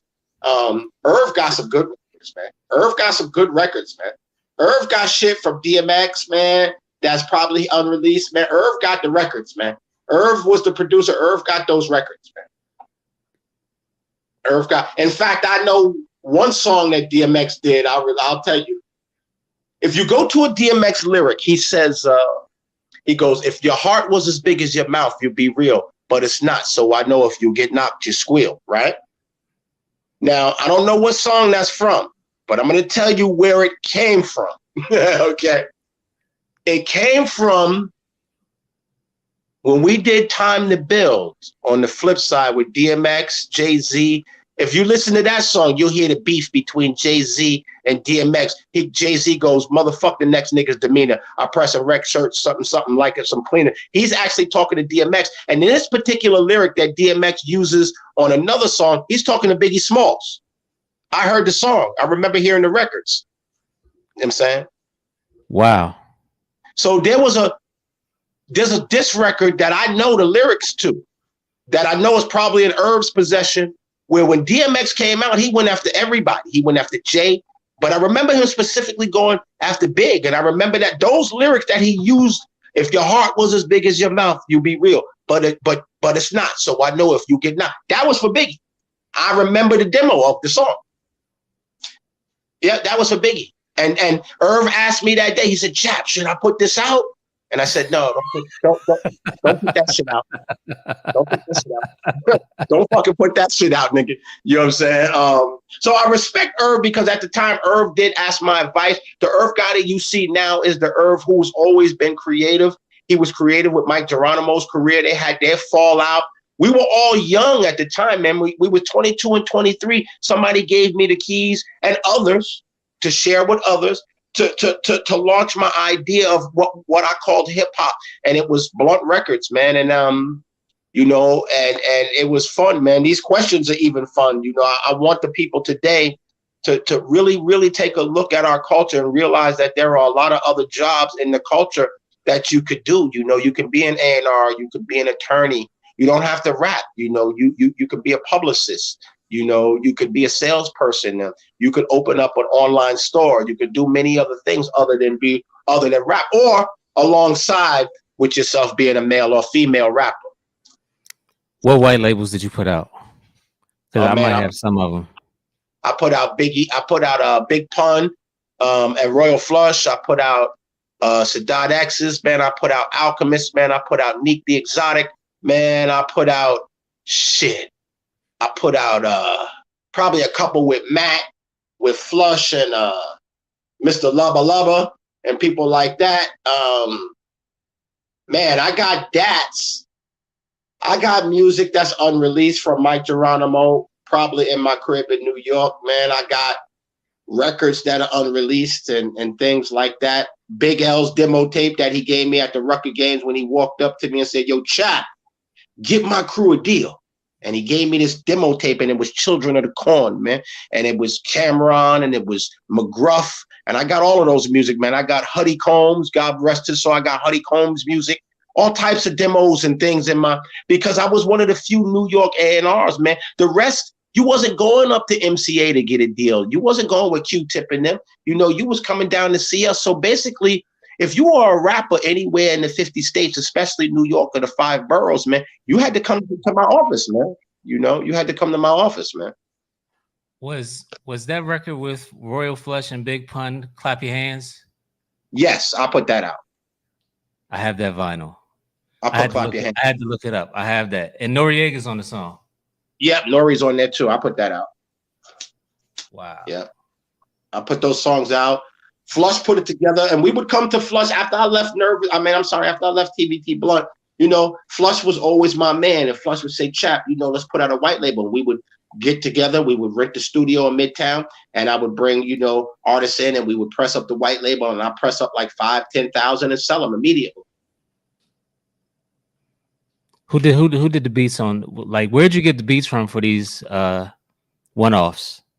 A lot of times I would go back to Easy LP, to LP or somebody like that, man. A lot of times he did a lot of them. Okay. Yeah. So Alchemist, people like that. God bless them. You know. What's the next chapter after TVT? After you get fired, what do you do? Shit. So after I get fired from TVT, I start Stratus, but I get a call from a clothing company, Shabazz Brothers Urban Wear, man, which is in competition with Iniche and all of those people. And it's an urban wear company on 42nd Street from my brother Shabazz, my boy Shabazz, and my homegirl Trina Be Real, who's a comedian now. Big shout to Trina. And she calls me up and she goes, listen, we need a marketing person over here. So now I'm pushing clothing, and and that's where I get introduced to later on to tons of athletes. And before that, I had worked a couple of NFL athletes, man, on the Redskins. And I had started doing working with Management One in Ohio, which is a sports agency, man, and I would help send children to camp in the urban communities from all over Ohio, man, sponsor them to go to camp with Mood, and Mood would perform at the camp at High Tech, and all of them would perform with the kids. And, you know, so I started to get into other things, and then I got into shooting a film, man, about 2002, 2003 called Hate the Game, man. And I just one day decided to shoot a movie, man. And I didn't have much experience. And I sat down and I wrote this characters out, man. It's kind of like Power, man. It was actually like the first Power, man. And my boys from college, Travis Johnson, Eric Taylor, they got with me. Eric Taylor had already played in a lot of the episodes of Oz, a kid I went to college with. So he knew a little bit about cinema. And that's what I started doing after that, man. I started doing really more independent urban things and, you know, like I said, film and stuff like that, which eventually made it to Blockbuster. And that film has DJ Knuckles in it. It's got Rottweiler in it. It's got Fat Man Scoob in it. It's got Jay Paris from Belly in it, you know. So I started doing things like that. And I wasn't getting the calls, man, you know, which is sad, man, you know, as I look back. And I'm the type of brother who definitely would give anybody the platform, but I didn't get the same thing in return when the phone calls stopped coming and, you know, people stopped answering my calls, Shaka Zulu and them, Ludacris manager and them. I knew all of these people and would give them jobs and opportunities when I had the opportunity. In fact, when Shaka Zulu got fired at the radio station, I was the first person he called, you know, for opportunity. But when it was my turn, I didn't have nobody to fall back on. So, and at this particular time at TVT, I had my son, you know, my son. And so I really didn't care, you know. I was like, either I get up and I move to LA and continue this hip hop dream, or I raise my kid, man. And I took a step back from something that I love, man, and for something else that I love more. And that's what happened to me in the business. So for a few years, man, I stepped away to raise my child, man, and be part of his life. Not every single day and everything, but you know, just be part of his life, his football practices, his everything he needed to do, his camp, the summer times, you know, the things that I knew would have taken me away and put me in other locations to work for the hip hop culture or the record label or the publishing company. I decided not to pursue that anymore, or even try to get a job in the business after a while, because my son was growing and he had, you know, he was at an age where I decided, you know what, man, I'm a do what my daddy told me to do. And then my dad dies about 3 years into my son's 3 years old. So now I'm at the record label. I got a brand new kid and my father passes away. You know, my moms and pops, you know, had been together for many years since high school. So now I'm in a dilemma. This is something I love, my hip hop culture, which I grew up on. And I it's almost like during those times, brother, you either played in the NBA, the NFL, or you had my job, man. The funnest jobs in the world, man. There was nothing better through the 90s and early 2000s than being an A&R or working in the music industry. Or if not, you had a wicked jump shot. You was big enough to play football, man. So I backed away from the business, man, and I raised my boy, man. And a lot of people probably say, well, why couldn't you do both? You know, why didn't you jump back in? One was because nobody really offered me the opportunity. Even when I would go see certain people or give them a call, you know, they wouldn't answer my call no more, you know, and things. So I stopped fighting. You know, I stopped fighting, and I love being a father, a dad, you know, a father. So I decided, you know what, and then he ended up graduating from Rutgers, man. And, you know, I would bring him down to the office and Primo would see me. He'd be like, man, I see your son, Jordan. And if you look on my Instagram, you'll see him with Jay-Z. You'll see his mom, you know, who was a real power woman, man. And I decided to take my back seat as a dad, man, and just make sure that he learned everything. And maybe that was a great time in my life, man. And that was that, man. You know, I started managing a producer, like I said, Bam Macon, and he won like 3 Grammys, man. And I ended up getting a publishing deal. And then you know what, man, I kind of backed away from the culture because I kind of felt a little bitter, man, a little bit. Sometimes I would look on TV and I see people that I worked with, you know, and I would get a call and, you know, literally people would call me from the red carpet. No bullshit, man. And be like, yo, Chap, they talking about you on the red carpet. I've never been invited, man. You know what I'm saying? They talk about my work and they talk about the things that they that I did. Some of them don't even know who I am, and I just never got the chance. You know, nobody ever said, "Man, I got a job for you." Even when I asked for one, I'll get back to you, chap. I know, you know, and I never did that to nobody. So I got a little bit bitter, man, because I wasn't that type of cat. I'm from the hood, man. So when you had an opportunity, you know, it's like when you had the potato chips as a kid, you crunched up your potato chips just enough so your crew could have some, you know? Right. It was like that, man. So I got bitter, man. I'm not gonna lie. And a lot of time it bothered me, man. You know, I couldn't even watch hip hop or listen to it for a few years, man, because it was like, how dare they leave me out? I can't even get a job. I'm not asking you for money. I just want to use my expertise that got you in position to be where you at. And I can't get a job. I can't get a job. So I ended up working at a hospital. The same hospital that DMX died in is the same hospital Big Pun died in. During that time, I was working there when Big Pun passed away.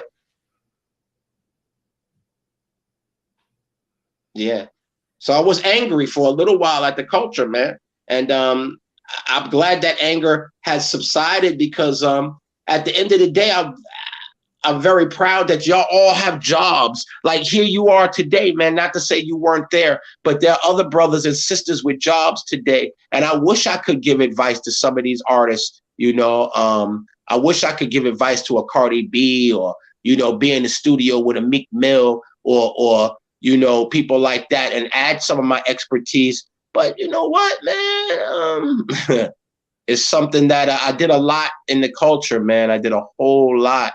And I think that it was okay for me to be just a little bit bitter that nobody ever called and say, yo, man, you know, Coco Chanel, anybody, somebody say something, you know, Irv, say something, Josh, say something. I took you to get your first bank account, man. I remember I walked to the bank, you know, my discussions with your mom, you know, telling her to take you out of high school, let us sign you, don't get no high school diploma. These are all true stories, man. When you saw Ja Rule's reality show and he got his high school diploma, I'm the guy who told his mother, he don't need one. He gonna be rich.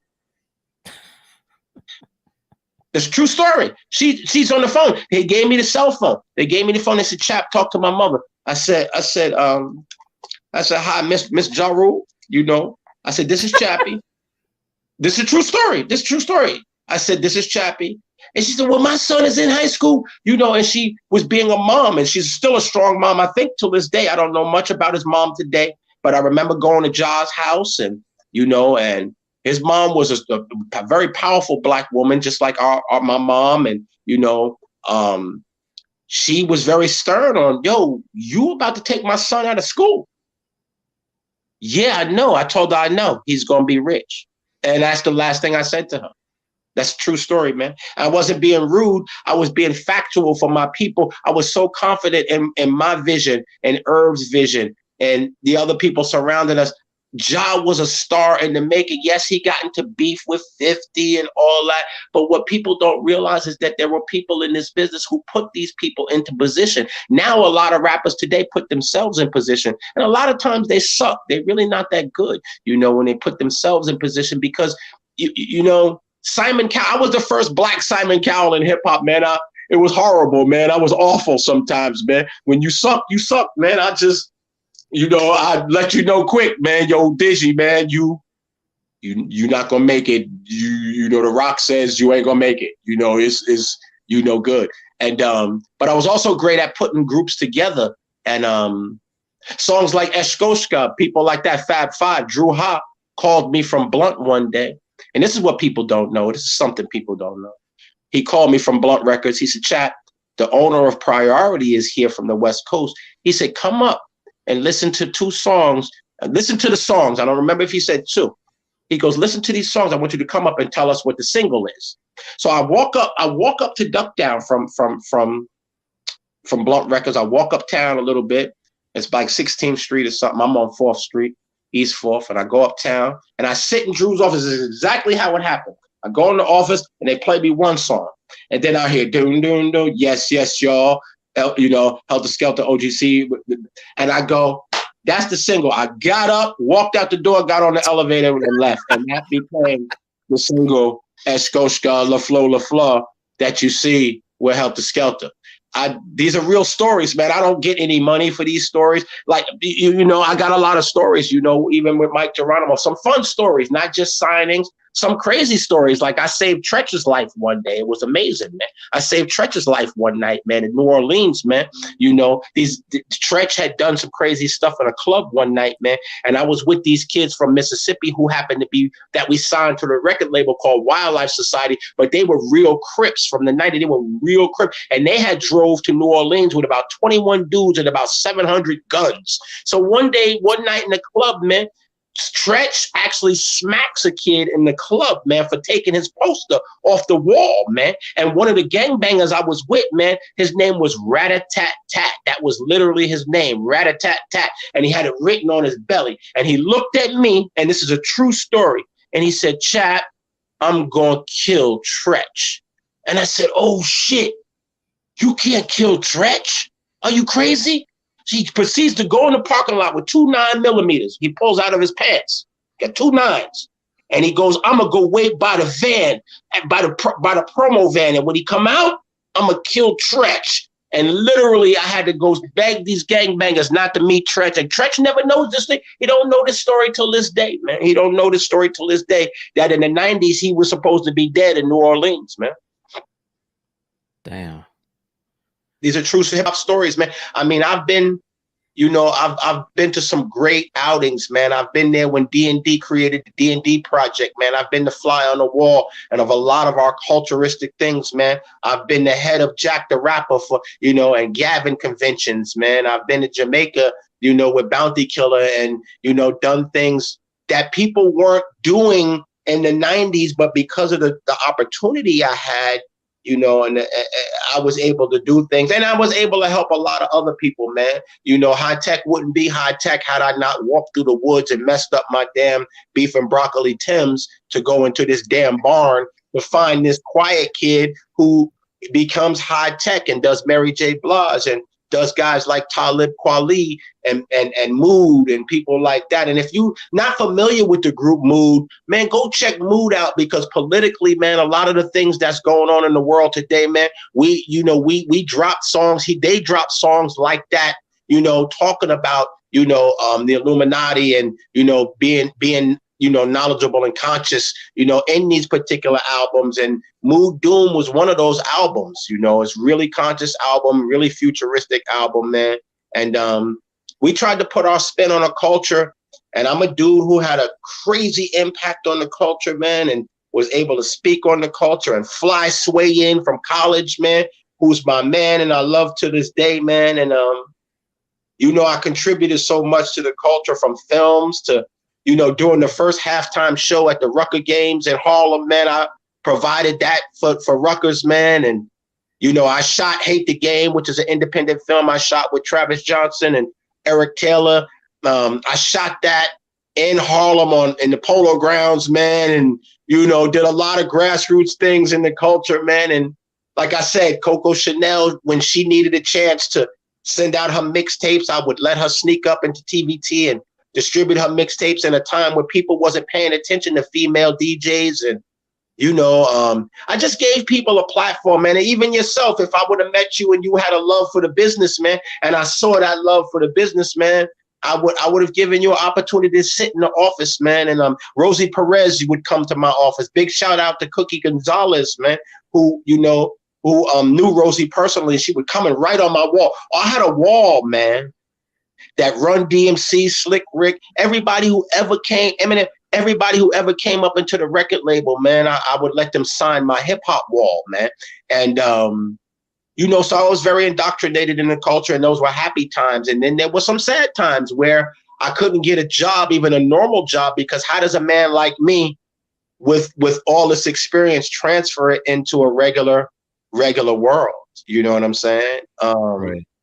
So that was very hard for me when I always wished the Hollywood company would call me to do a soundtrack, because we would put together soundtracks like The Fan and things like that. I did, we did many soundtracks from TVT, and, but I just never got that call. And so there was good and bad times, man. It was good and bad times for me. And I was raising my son, and I think sometimes it was misinterpreted. My bad times is what a lot of people saw, and it was bad because, you know, I always wanted there were times where I didn't have enough for all that I've ever done. There were times where I didn't hardly have enough to buy my son some sneakers, or, you know, I had to go back into hustling or something like that on a block that I had moved on from. So there were times where I know people looked at me and thought that, you know, I was doing something wrong, when in fact, I just didn't make the right friends. Yeah, that's deep, bro. You know? Yeah. I wanted to ask you, what artists do you kick yourself in the ass for not signing? Damn, that's a fun question. You know, the first one that comes to mind, man, the first one that comes to mind is one night I'm on 125th Street, man, and I'm in a show, and I hear lifestyles of the rich and famous, some die with the name, and I jump up on the table in the middle of this show, and I'm standing on the table like, who the hell is this? I used to hustle up on Linden in the van, me and my, you know, doing things with hand to hand, whatever. And I'm like, oh, and I run and I jump off the table, man, and I introduce myself, man, and I'm like, yo, we gonna bring you out tomorrow. We gonna bring you to TVT. And they say, man, we just signed with Universal today. Damn. I missed signing Wu-Tang. Wu-Tang came to the office. And I tell people honestly, it's some of the great things that you hear. I'm gonna tell you, I didn't get it, man. Oh man, I didn't get it, man. I was like, I love it, but I don't know how to love it. I don't know what to do with it. What record did they play for you? I can't remember the records. I went to college with the dude who did the merchandising. So he came up. I went to Norfolk State with I forget his name, and he comes up to see me. And I'm at TVT, man, and I listen to Wu, and I'm confused, yet I'm loving it. And I'm like, how do I, now here's the dilemma, right? How do I introduce this to this white man who's into 9 Inch Nails, Rage Against the Machine? Oh shit, my dilemma's big. I can't fuck with it. And it wasn't because I couldn't fuck with it, it's because I know I ain't getting this past the gatekeepers. Right. This was the problem with our hip hop culture. We weren't always able to sign what we felt. Like it took Steve Gottlieb 2-3 weeks for him to say, Chappy, go get Big L and bring him back. Damn it, why didn't we sign him that day? Maybe he's not uptown the next day and gets shot. Maybe the guy is not, it doesn't happen. You see what I'm saying? Mm-hmm. Maybe it doesn't happen. I also miss signing Eminem, man. I remember when M came to the office, and I remember when they asked where Duck Down was, and I sent them up to Duck Down. And apparently through rumor, I'm not guaranteed, Duck Down left them sleep on the office for 8 hours, man, in the Duck Down office, and they didn't sign Eminem either. So I missed signing Eminem. I missed signing Wu-Tang, man. I had a chance to sign will.i.am in them, man. I had a chance to sign. Yeah, I was the first to have Black Eyed Peas. I was the first to have India Irie, man. I was the first to have these groups, man. Nobody else had them, man. No one else had Black Eyed Peas, man. Black Eyed Peas was living in Europe at the time, right? And they had randomly called the office, man, on the phone one day.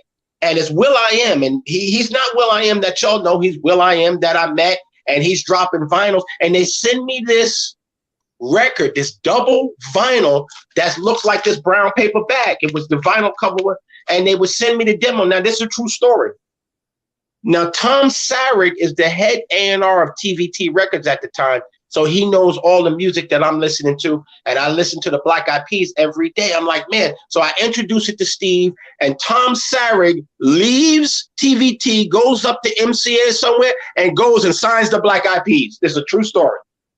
This white man couldn't possibly know the Black Eyed Peas, man. How you know the Black Eyed Peas? You white man, Tom. You the banjo playing, but guess what? He did what he did. My boss at the time wouldn't sign Black Eyed Peas, so I missed signing Black Eyed Peas, man. That's a true story, man. I missed signing a few groups like Black Eyed Peas, man. I missed signing India Irie, man. I used to be friends with India Irie's original group in Atlanta, and they gave me the demo tape years before. And she used to have a song called India, that she had her name. She sung her name over and over. And I had her demo tape, man, and her original band was from DC, and they had moved down to Atlanta to work with her, Anasa, and them. The name was Anasa, the girl. So I would go to their house while they practiced all the time. And lo and behold, man, I lost her demo tape, man. Ain't that some shit? India Irie's demo tape. And I ended up leaving Atlanta. You know, my son was still getting older, so I wouldn't spend much time in Atlanta. I would go back to New York every week, every 2 weeks to pick my son up. And I lost a track of them. They ended up breaking up, and she hired a new band. In fact, my boy owns a restaurant in DC. Matter of fact, called Flavors. It's Flavors Restaurant. It's my boy Troy Hilton, right? And Flavors in DC. I think it's on the border of DC, wherever. I actually had India Irie going up to play in bars and restaurants, man. Before y'all even knew her, I had India Irie, man. You lost the damn tape. Yeah, I lost her demo tape, man. I lost India's demo tape, man, in Atlanta. I left it in the back seat of a car. What was there a competition between the A&Rs with you, Loud, Juha, and other A&Rs at these labels? Were y'all in competition with each other? Nah, man, believe it or not, we loved, man. Harv Pierre would call me all the time, man, on the phone. We would talk. Scott Free would call me and say, Chap, give me some advice on that. We all worked together. That's why we thought this was very important, what you're doing, man. Trevor Williams and them, big shout out to the West Coast Loud office who signed Wu-Tang and people like that, Matt and them out there. We were all friends, man. We hung together every chance we got. Matter of fact, Matty C would come knock on my window when I lived on 92 Gates in St. James and Gates on the corner. I lived in that building, man. And he would come knock on my window in the morning. Bones Malone, from The Source, who you see in the beginning of the Life movie with Heavy D, Digging the Grave. That's Bones Malone, one of our greatest writers in hip hop culture. In the hip hop culture, we were all friends, man. Mr. Dave and them at Payday, Crystal Isaacs, who was at G Street and eventually went to Def Jam. We all hung together. We planned things together. We talked about the culture together. We hung out at night together, late night. We never went to sleep. Building the culture was so much fun. We didn't have enemies at other labels because they were doing something better. Harv would call me. I would call Harv. They was bad boy. I never called Puffy, but the workers, Rockefeller, I was constantly up at Def Jam with Search and them, it was right down on Varick Street. So I would, Black Sean was at Raucus, and I had gone to college with Black Sean at Norfolk State. So Black Sean was at Raucus, and eventually before that, he was an intern with Drew High at Nervous. So when he went down to Raucus, we was all friends, man. Chris Thomas, we hung together, man. We flew to shows together, R. Kelly concerts together. In California, it was a very fraternal, man. We even dated inside of that fraternity. We used to call people civilians, man. We used to call people civilians because we didn't associate outside of the entertainment business, the rap business. Even when it came to dating or it came to just life, everything was rap, man. Everything was hip hop. We worked Monday through Friday. And when the rest of the world went to party on Friday and Saturday, we went to sleep. That's the days where I would bring my son to see, my mother and father, because I didn't have nothing to do on Friday and Saturday, because I'm at the exclusive party with Prince in Miami on Tuesday night, and y'all ain't. You know what I'm saying? Mm-hmm. So that's the type of lifestyle flying to Jamaica on a Monday night on a work day and coming back on a Thursday, the normal person was at work, but we were able to mix business and pleasure with the culture. And it was a lot of fun, man. And we never got into really no beefs with anyone, man. I hung with everybody. And that's why I wanted to shout them out also, because we didn't build the culture as individuals, man. We built the culture. I often went up to Loud and sat in the office with Maddie and Scott Free and sat there. And I'm from TVT. I'm from Nervous. I'm not your enemy. We all knew that we were branding a culture. We were branding a culture. We were excited when Maddie and them, did Big Pun and Fat Joe. We were excited when they all came out. We often would go to Fat Joe's store uptown and shop on purpose shop on purpose, it's not like people think. A lot of fans really do have a crazy perspective. We were friends with the West Coast. Yes, I was at the Source Awards I was sitting with Kenny the Jet Smith and Chris Webber, man, that night at the Source Awards, man. And when Snoop did that shit, I understood why he did it, because Snoop loved New York, man. Snoop couldn't believe he wasn't getting no love from New York, man. The East-West Coast war wasn't like people think. That was media-driven. It became personal to people, and people embraced it because they're crazy. But the media created that. We all were laughing at the civilians. We were laughing at people like, are y'all crazy? Like, we friends with the West Coast. I'm friends with DJ Mona Lisa. Big shout out to her. And I'm friends with, all of these people, Freestyle Fellowship.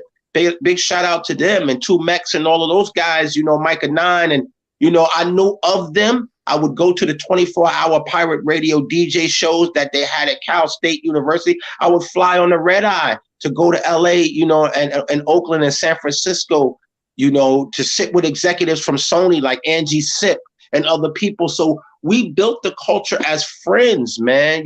Jay Prince's label. We built it as friends, and we couldn't wait to go to a convention and all meet up in Jamaica at the Gavin, or, that was my chance to see Sway. That was my chance to see, anyone that I had we've been talking for a year on the phone, and now we got a convention in Florida. We all gonna meet there, and the whole hip hop industry, Latifah, I've partied with everybody in the industry on an executive level and a party level. And I just didn't talk about it much when I was doing the business, because I think I was just as shocked too that I had the opportunity to do that. And, and Drew Ha had the vision to give me that opportunity. And I took that opportunity, and I ran as far as I could with it until it ran out.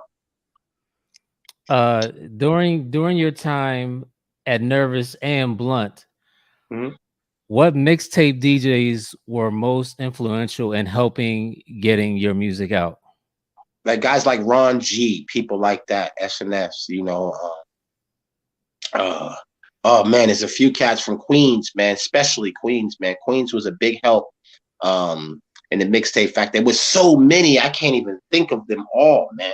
I wish I had prepared for that one.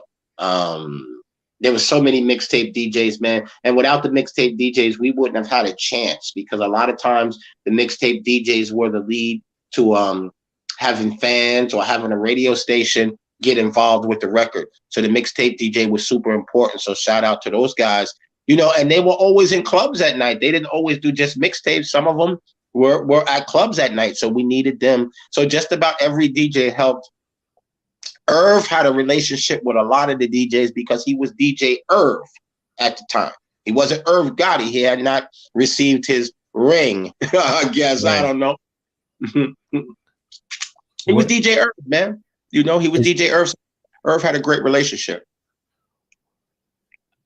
Did you guys purposely leak records to mixtape DJs to get more buzz for your artists? Yes, all the time. All the time. It was a great strategy we used. We would leak them to Flex. We would like Matt said, yo, I'm gonna tell you something. I've seen tickets to the Bahamas go to Hot 97. So we did a lot during that time to get records played. There were a lot of stuffed envelopes. There was mixed show DJs were DJ Knuckles, people like that. They were very important. The female DJs as well, who did mixtapes, and Spinderella. We tried our best to get our records into their hands because they had a platform, an audience just about every night. They were in different cities across the country. So when we wanted to get on colleges, we dealt with the mix show people, because usually during the homecoming, the mix show DJ got the show, right? Ron G is at Norfolk State. First thing I got to do is get to Ron G before he get on the bus, plane, or the train. That's so. A lot of times that was the launch, and I'm gonna say it in a good way. That was the cheap way to get your record started. You know what I'm saying? To get your record started. That was the cheap way. Was Yes. was there ever an artist that mixtape DJs broke that you wanted to sign? Ooh. Yeah. Not that I can know offhand. No, I've never heard an artist. Twista. I love Twista, man. Big shout out to Twista. I mean, I heard him on mixtapes before I heard him on vinyl. Being intertwined, I never heard anybody on a mixtape. No, not that I could call off the top of my head that I heard on a mixtape. Man, you got to get that dude into this office right here. That never. I wish it would have happened, but it never happened. Okay. No. Now, in the beginning of this interview, you mentioned you did Dilemma for Nelly. Yes. Go into that. I didn't do it. The producer, I'm at, make. Yes. Talk about that situation, because you and Nelly had a relationship. Yes, me and Nelly had a small relationship, and the story with Nelly, as he goes down to Atlanta and he goes and gets the deal, I become more friends with J.E., the producer who produced all the music, the white guy, and J.E. would come pick me up, and I would fly into St. Louis a lot and meet up with a friend of mine, and it was one of those situations where Nelly used to, and the group were very tight, and then somehow when I started going out there, Nelly was gone, so there was a breakup with the Lunatics at some particular point, because I didn't see Nelly no more. The next time I saw Nelly, he was on TV and shit. So the Lunatics somehow had broke up, but I had gone to Nelly and them, and this is around the time I had gotten CL Smooth and them off their deal with Sylvia Rome. I'll tell you about that. Pete Rock and CL Smooth. And so I go and I'm with a company. I'm with my attorneys at Cutler and Settlemeyer at the time. I'm working with Cutler and Settlemeyer, and I'm in St. Louis. And I go. What do they do? What's Cutler and Settlemeyer? They're attorneys in they work together in Manhattan. Now, they were the attorneys for Talib, Eminem, Biggie, almost everybody in hip hop on the East Coast. Buster ended up going to Theo Settlemeyer. If you look up Settlemeyer and Associates right now, Settlemeyer and Associates. Randy Cutler was his partner back then. They had just come out of college and they were down the street from TVT Records. So everybody we signed in hip hop, I would bring down to them to be the attorneys. Okay. So basically Cutler and Settlemeyer became, the white guys or the white attorneys behind a lot of the music that we ended up pushing and things like that. So that's how, a lot of things, but I never signed up, saw anybody on the mixtapes. And what was the other question you asked a second ago? We were talking about Nelly and Dilemma. Yes, and Nelly and Nelly went down there. Yes, they were on something called Paul Star Distribution. Now, Nelly and them's first single that ever came out was on a distribution company in Nebraska, dude. Paul Star Distribution, some country single. Okay, they were under D3 Entertainment. There was two twins, D2 or D2 Entertainment, and there were these two twins that owned a roller skating rink in St. Louis, and they had the Lunatics in their studio. Okay, and the Lunatics had dropped the single. So I fly out there and I want to sign the Lunatics, and I can't, because they're signed to these two guys, these two twins, and they're signed to this country distribution, and Nelly don't like it. So that's how I missed signing Nelly, because eventually I think that was one of the beefs that Nelly had, that I guess they couldn't sign. They shouldn't have signed with them, and a disagreement had gone on. And, big shout out to Blue and all of those people who helped launch his career, his manager, years later and stuff, who I ended up meeting and doing things with. But yeah, I used to fly out to try and sign Nelly way before the world started hearing Nelly, and they broke up, and it messed up our interaction, our communication. Mm-hmm. So how do you get from that to Dilemma? Now, Dilemma comes with Antoine Macon. Bam, I get introduced to Bam Macon by a publishing company called Cobalt Music Publishing. Okay. Cobalt is run by a dude named Al Butter McLean at the time. Okay.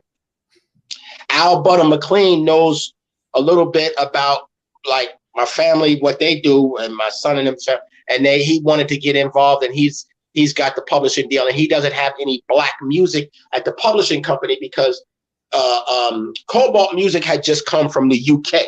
Okay. And it's first time here in America, and they're here. And basically, man, he comes to me, he says, man, I got a bunch of producers, man, but they don't have no management, and we're not dealing with no producers with no management. So I ended up getting a group called the Track Twins. Okay, the Track Twins were from Houston, and it's TRAKTWINZ,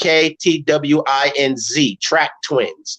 And Mooks and Jay ended up doing songs for like Paul Wall. So I gathered these producers, and the publishing company gave them to me. And I introduced myself to Bam. And Bam just so happens to be from St. Louis. Okay. So he already knew Nelly and all of them. You know, he knew everybody. So we end up going to work. And basically, that's it. Lo and behold, those are how a lot of the songs came about. Bam was already in the cycle and in the circle as a producer with Trina, you know, messing with Trina and all of them. And basically that's how that went. You know, I didn't have to do any real work. It was like we all worked at that time through 6 degrees of separation, all the time. I didn't need a business card. I mean, I didn't need a resume. When I walked in somewhere, Def Jam, wherever it was, MCA, people, oh, that's Chappy. Okay, Chappy, you come in. You know, so putting records together wasn't hard. All we had to do was call up and say, hey, you know what? I got Bam. He's a producer. I'm Chappy. And then boom, those records came about, mostly because of Bam and his relationship prior with Nelly. Okay. It looks like we got Mood. Somebody from Mood is in the building. Oh yeah, that's Dante. That's what's up. So yeah, how do you get Pete Rock and CL Smooth out of their deal with Sylvia Rome? Oh, that's very interesting. So me and Pete Rock, I got introduced to CL Smooth through my boy Travis. Travis, I went to college with the guy who I made the independent film Hate the Game with, and he grew up with CL Smooth.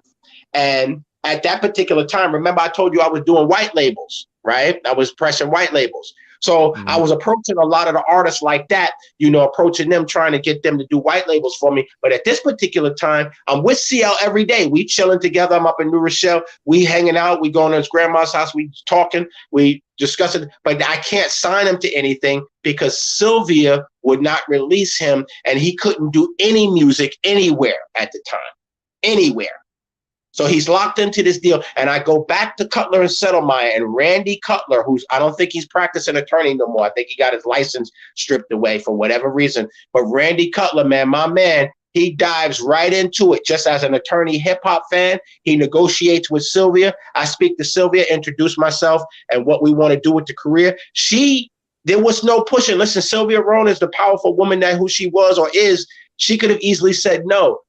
She saw our effort, man, and she signed the papers, man, and she released them. Wow.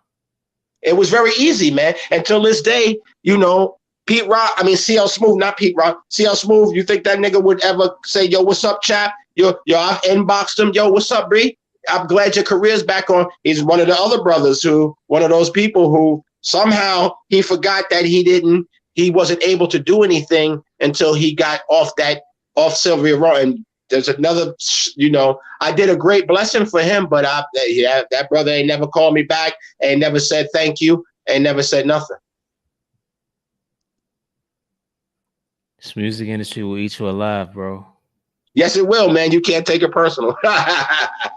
You can't take it personal, man. You got to try and find a way to build on it. How can you not, though? Well, I did at one time until I got into other things. You know what I'm saying? I very much did, man. Like I told you, there was a time where I think I was misunderstood even, man. You know, I think I was misunderstood. I don't even know if my son realized what I was going through inside, you know. You wake up and you go and you become part of this culture and you watch people make hundreds of thousands, some even millions. I think Irv was a millionaire by the time he was 21. And, you know, you start to watch your bank account fall. And when your opportunity door closes, like Jay-Z said, and that's why I respect Jay-Z, because he made sure his whole team was straight, even his Rockefeller employees, man. He never let anyone fall that didn't want to fall. And again, I was bitter, man. I always thought, hey, if I signed you, I deserve a finder's fee. You know, I had responses like, oh, man, well, you work at the record label. So, man, your career is because I said yes, not because you just deserved a rap deal. You know what I'm saying? Like, So I ran into a lot of that, and I think it spilled over that when I had my hand out to ask for a favor, I don't think that those same people were reciprocated, or sometimes they weren't in position, but a lot of times they were, you know. And Irv could have easily given me a job at Murder Inc. He had called me up to Def Jam many times to consult with him personally about DMX, you know, and I don't fault him for maybe he had a reason for not calling me up there. I don't know, but I was very sour at the game of hip hop because now I'm a black man, and this is no disrespect to Matt. I love Matt, who you had on yesterday, but I would get on and I would talk to Matt, and I would wonder, yo, Matt, how come white people, how come they call you and not me? I'm the guy who created all the stuff that, you know, all of these things that you got a job because of me, you know. Yes, you furthered your job, but how come y'all don't speak about the people who put you in position, or ever even, you know, what's valuable? Say people's names in rooms that they're not in. Shout people out in places that they're not able to be. Give somebody a thumbs up and say, hey, man, you know, that brother who started me, he needs a job. He's got a son. At the time, I was raising my child, man, so I was super bitter because not that my son's mom, what her success has nothing to do with this. I'm a man, so I wanted my success to be, you know, I wanted to be successful. And I thought that, man, you know, can't my brothers see that? That not only that I helped them raise their career so they could have big houses. And yes, I worked at the record label, and this is why I take it personal, because we weren't just working at the record label the way people work at record labels today. We were working at the record label, literally interpreting and begging for our culture to be understood. Hey, Mr.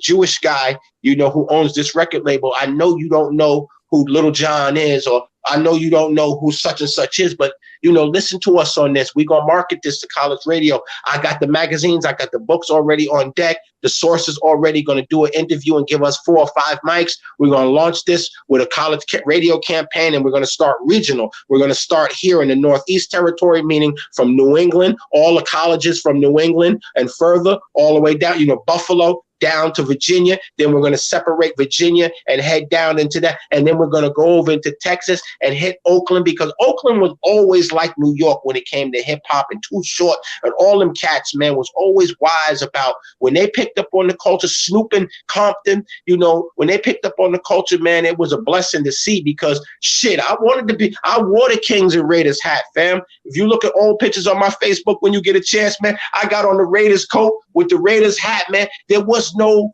man, we loved you because you contributed to the culture. So I was hurt when I couldn't get a job, or nobody even thought to dig up, yo, where is this guy? His phone number's right here. Let me call him. We need a radio person. I know this man know what he's doing. You know, I heard telling you those stories because there were some really tough times where, as a man, I couldn't explain. I didn't want to go through this type of explanation to explain why I didn't have it.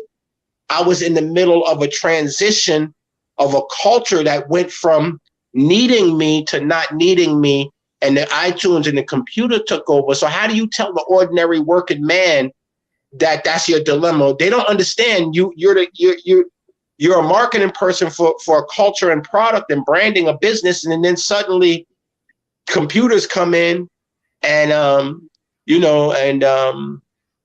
they take your job. We had our jobs were the first that were taken basically by computers, other than like General Motors and things like that. And record labels had to close almost immediately when iTunes and people like that came about. So I was one of those brothers who was just on the cusp of like, wait a minute, what the fuck do I do now?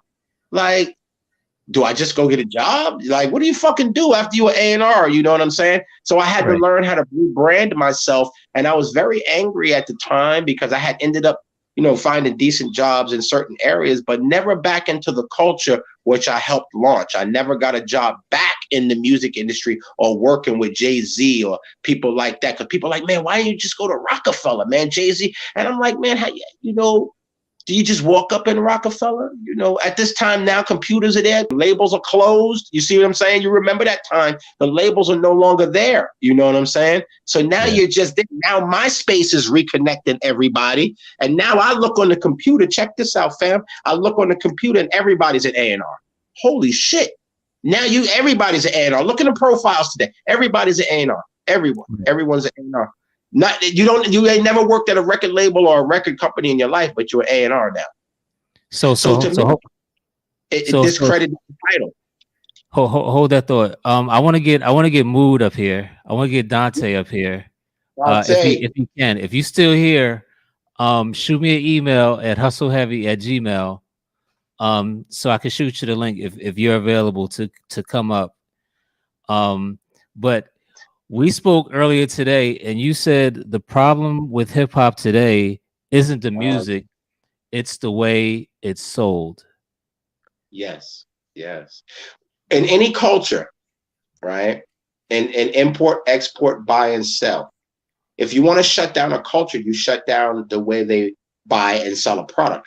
Okay, for example, there's no other business in the world where you can't touch your actual creation. Follow me on this, right? What comes out of your spiritual mind, hip hop has 4 elements. Hip hop has 4 elements, and some of those elements, are spiritual. They're almost tribal sometimes. You know what I'm saying? And it's the only thing that you can create that you can't turn into a product. So in other words, did you check this out? You could create something in your mind and go, damn, I want to create a new wine. And that wine will end up in a bottle. And that bottle will end up on a shelf, right? Right? Hip hop is the first Illuminati test. Hip hop, where you and everybody from Cardi B to everybody is creating something, but you can't touch it. It's in cyberspace. You can't touch the product. You can't touch it. Yes, there's a little bit of product out there. There's a little bit of vinyl out there, but you can't touch your creation. So what happens from that is, if you can't put a product on the shelf, if your wine becomes the wine meme that's on Facebook and nobody can really drink it, right? That destroys your product selling technique, your product selling inventory, your income, right? It destroys your income. So the first thing that got destroyed was the fact that, let's say Dr. Dre drops something and he puts it out, it's product. Now it's imaginary and it's online worth 99 cents. So now we lessened your value. We lessen what you take home.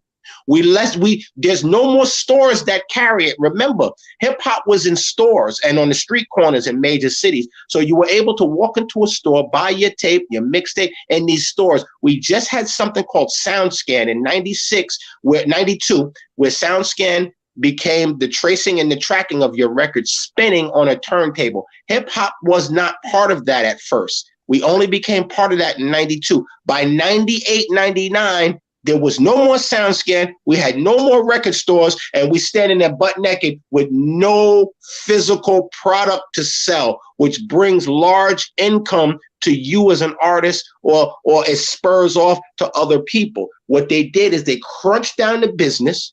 They gathered a place for you and the fans to buy it from one place or 2 places. They now control the artist. They tell the artist what to do, how to sound, what to sound like, all because they control your money. Remember, you can't tell Master P nothing if he sell 100,000 out the trunk of. You can't tell that man nothing if he sell 100,000 out the trunk of his car. If we come and we create a sound with Mike Geronimo or the Boot Camp Click, or a Large Professor or Primo and Channel Live and whoever, Mad Ism, guess what? That's product that you create. We were able to put our records in stores. And there was a buy and sell technique. They took the buy and sell technique in order to organize what they want to hear from the artist that they want to hear it from, for the amount of money that they want you to make. You understand where I'm coming from? Yeah. We don't own anything. When you drop something in hip hop now, man, in the spiritual world, the Most High God allows you to create something, right, Digi? It comes out of your brain and into what? Fruition, into truth, into fact, into reality, right? They gave you and me a music that comes out of our brothers' brains, out of our sisters' brains, and out of the turntables and out of the MP3s that goes into cyberspace. It's the first group to ever have it happen to them on the planet Earth, where you create something, but you cannot hold it in your hand. They killed your selling technique.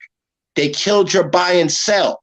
They control the sound of the music because they control the income. They control how it's bought. So they control what comes out. When hip hop was a rebellious music and it was out of control, is when we had the best music, because an artist could come out of nowhere like Jay-Z. Well, he didn't come out of nowhere, could come out and create a product, take that product, put it on a platform called a retail store, and trace and track his sales from it and become an independent conglomerate. They made sure that you cannot do that any longer. They took your selling technique. It's not the music. Hip hop is still here. MOP is still here. Dan's and them is still here. Bucktown Boot Camp is still here. J. Rue is still rocking. Primo is still making songs. It's the illusion that the music sucks. It's the illusion that somebody has to be number one in hip hop. You can't be number one in hip hop. Hip hop has 4 quarters. 1 quarter, somebody wins. The next quarter, somebody else wins. The next quarter, somebody else wins. But the media and these same people who control the money are also telling you there's a king in hip hop. Go find him. Y'all fight to be the king. Fight to be the king. Fight for this one piece of gold, you Negroes and you Latinos and you white guys who love rap and girls. Go fight for that one piece of gold. When we was doing it, we had enough gold for everybody. Go ahead and dig up your own gold. Here's a map. If you come back with gold, it's a product. It can be sold. People need to stop saying, man, the songs suck. We had sucky songs in the 90s, early 2000s and shit. A lot of songs suck. The problem is that the songs that suck now are given to us by the ones who control our money, control our buying power. Name the culture this big that's not in control of its buy and sell. And I'll wait. Show it to me. Show me the other culture that creates in the multi-million or billion-dollar status that you can't hold the product in your hand. Dante from Mood just created a song, a diss record for Talib Kweli, Who Punched You in the Eye, right? He's never held it in his hand. It's on cyberspace. One of the biggest creations the Most High gave to you, me, women, children on this planet, is the fact that you can create something and it comes alive. A business, anything is supposed to materialize out of your brain from the Most High God and come into real life. Your job, your career. Not hip hop though. They fucked you up, man.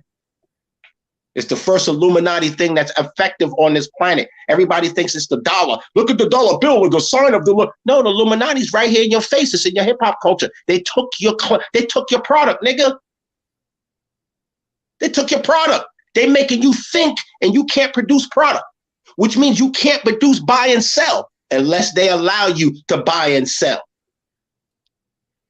So if they want somebody to be number one, it's not because the fans love them. They're going to tell you who to buy it from.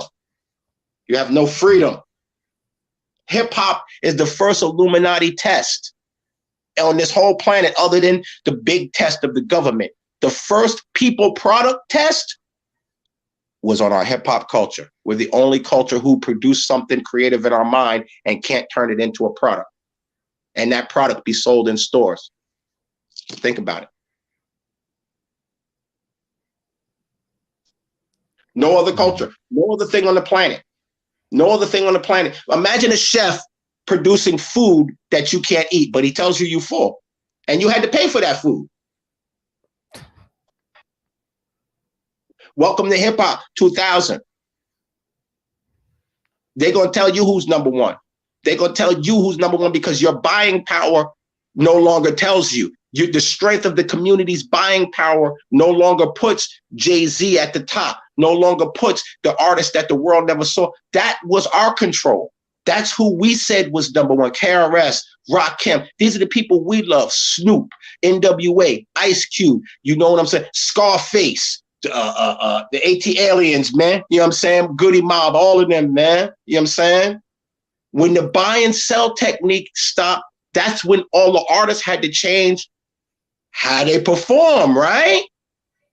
They had to change. They could no longer be the artists that we loved. They had to be a different type of artist, an artist that somebody unseen loves. Who likes this shit right here? Who are the people who likes this hip hop? The people who are controlling the mighty dollar in hip hop. You have no product, my brother. Digi, there's nothing on your planet. You think of a child, you procreate with a woman, you come out with a product, a child, a boy or a girl or twins. You don't come out with an imaginary baby and then go buy imaginary baby food. You know what I'm saying? Hip hop, you come out, you produce a product in your mind, you are birthing nothing.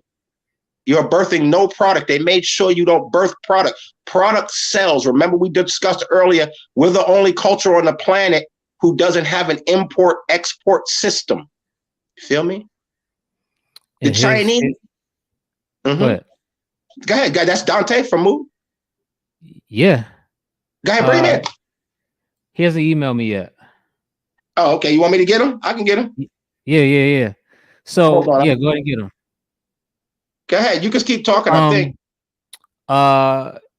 So it's going to get even worse because there are record labels that just rely on AI, right, to create non-human artists.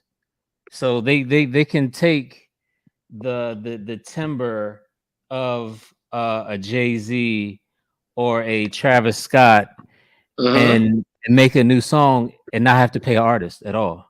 Right. Now they got a 360 deal. Now check this out, right? Not only do they that you have to buy and sell on their time, they get a piece of your whole career, everything you do. Right. So you fart, you owe them money.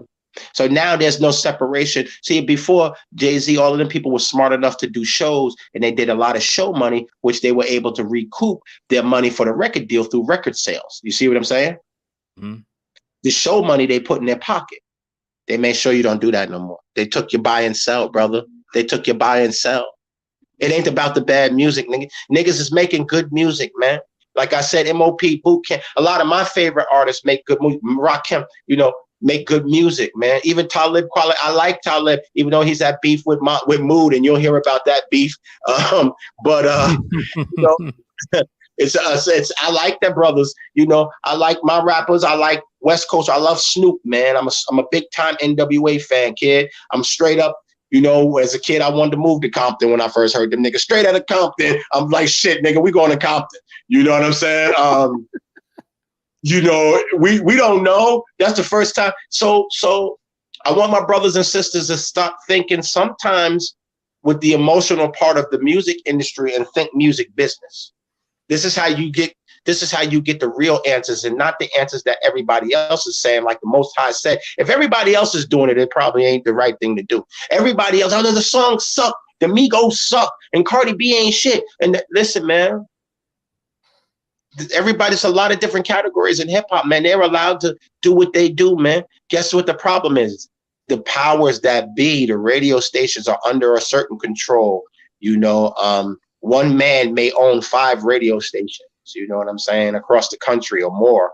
And those radio stations are controlled to play who they play because they are invested ahead of time in the computer system that we see today, which is not natural hip hop.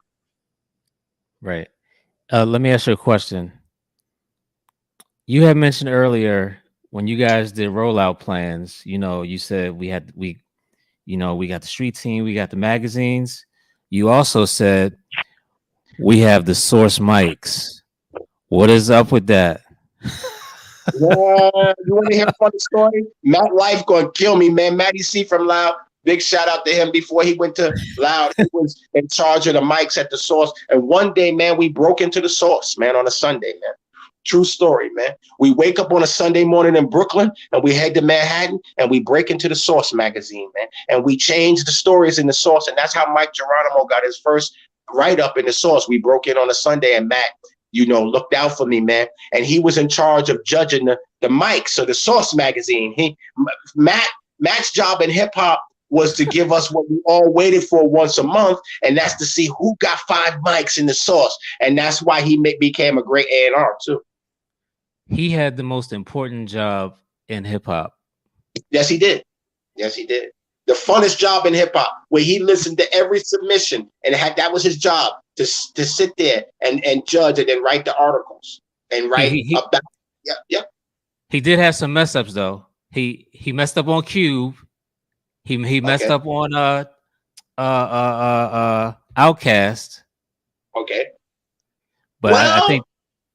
Well, let's talk about that for a second, because I know what song are you referring to with Outkast? Not talking about the album. Oh, yeah. Well, one of the Outcasts. It might have been, what album was that? It got like 3.5 to 4 mics. It might have been. It might have been 18. It might have been 80 Aliens. Well, let me stick up for Matt real quick, right? Check this out. New York is a tough place, man. It was a tough place to judge, man. 4 mics is pretty damn good when you ain't from New York in the 90s, man. You know what I'm saying? Let's be very honest, man. You know what I'm saying?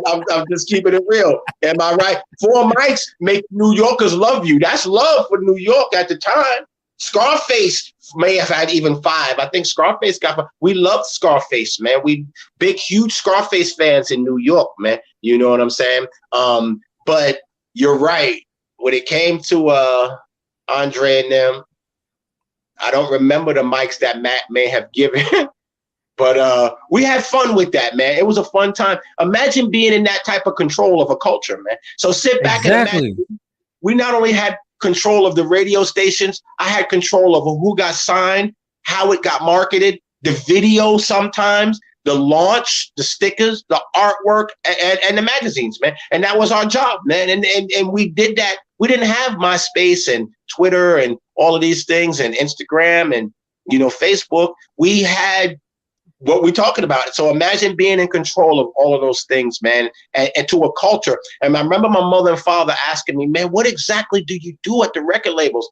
And I pointed out the window of my projects, right? I'll never forget this, man. It's a true story. And I said, you see how those kids are walking? I make them walk like that. I make them dress like that. That's what I do.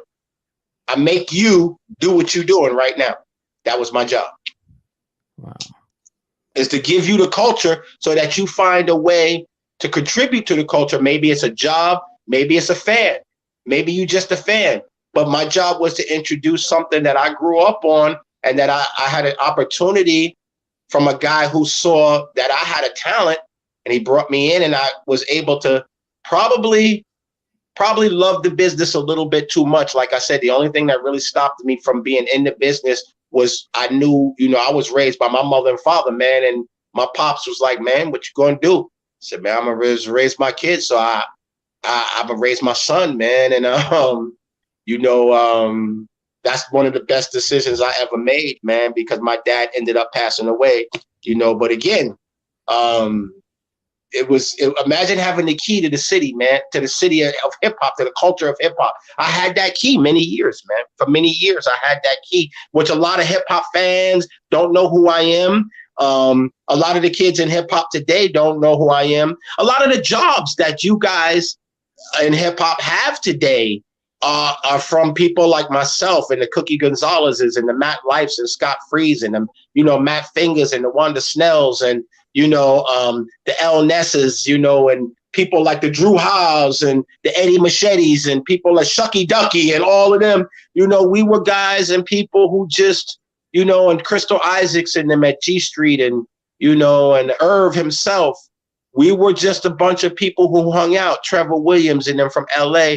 We all hung together, man, and we all interpreted this culture, and we all were proud to do it, man, until we realized that it's the selling technique that took our jobs, and it's the selling technique that makes the fan crazy to sit back and go, all the songs suck. Hip hop there ain't no hip hop. Now, hip hop's not dead. Hip hop, the culture did die at one time, but it was really resurrected, and we really saw the problem, and the problem is the selling technique. This was a business where you could come out of the projects or any hood in America, trailer park, and make something out of yourself, Eminem, and make yourself into something, whether it be an executive or the actual artist. You could be somebody. You could sell a product. You could sell a T-shirt. You could create a clothing line from your musical creation and start a business. And they took that away. It's not that the music sucks. Think bigger, everybody. It's not music industry. It's music business. What did they do to the business to hurt your heart? What they did was took the selling technique. I just wanted to let you know that you are still frozen. I'm frozen? Yeah. I didn't know if you were still texting or No, not. hold on. I'm trying to come back. Hold on 1 second, brother. Hold on. We good now? Nope. Hold on.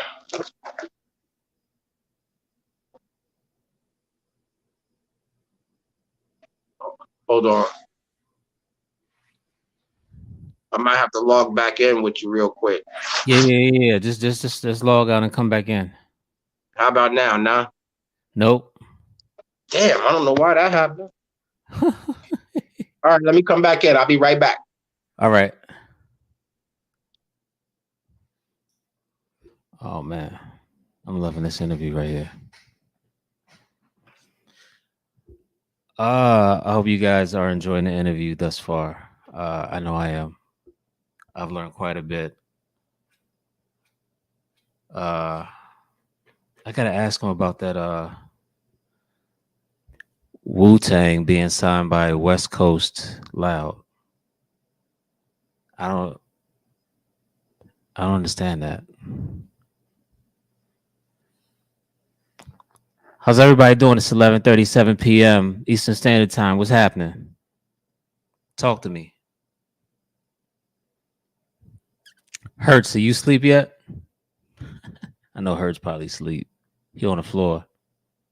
He on the floor right now. Verb, Jamari Mack. Smile Music School. JB Swift. Jay Bishop. Flip Banger Davenport. Kiana. Agent Smith, RTO. Here we go. But I got Dante, man. He about to come on, man. Okay. Yeah, so yeah, man, a lot of this stuff I want the brothers. I know this isn't the most exciting interview for the rappers to hear rap, but this is an interview I wanted to be really understood, man, that you know what? The golden era doesn't happen unless some of the brothers and sisters that I shouted out, you know, say yes to some of these artists and give them a chance, you know, and see the vision that they came in with musically and see that vision and able to interpret that vision to a group of people who don't understand. Yo, you know what, man? I used to sit in sales meetings at TVT, and I'm the only black guy, and I'm from the hood, and I'm interpreting it. And you know my boss in them used to ask me? They would say, Chappy, how come Mike Geronimo's not like Warren G? Tell everybody now, how come we're not selling records like Warren G?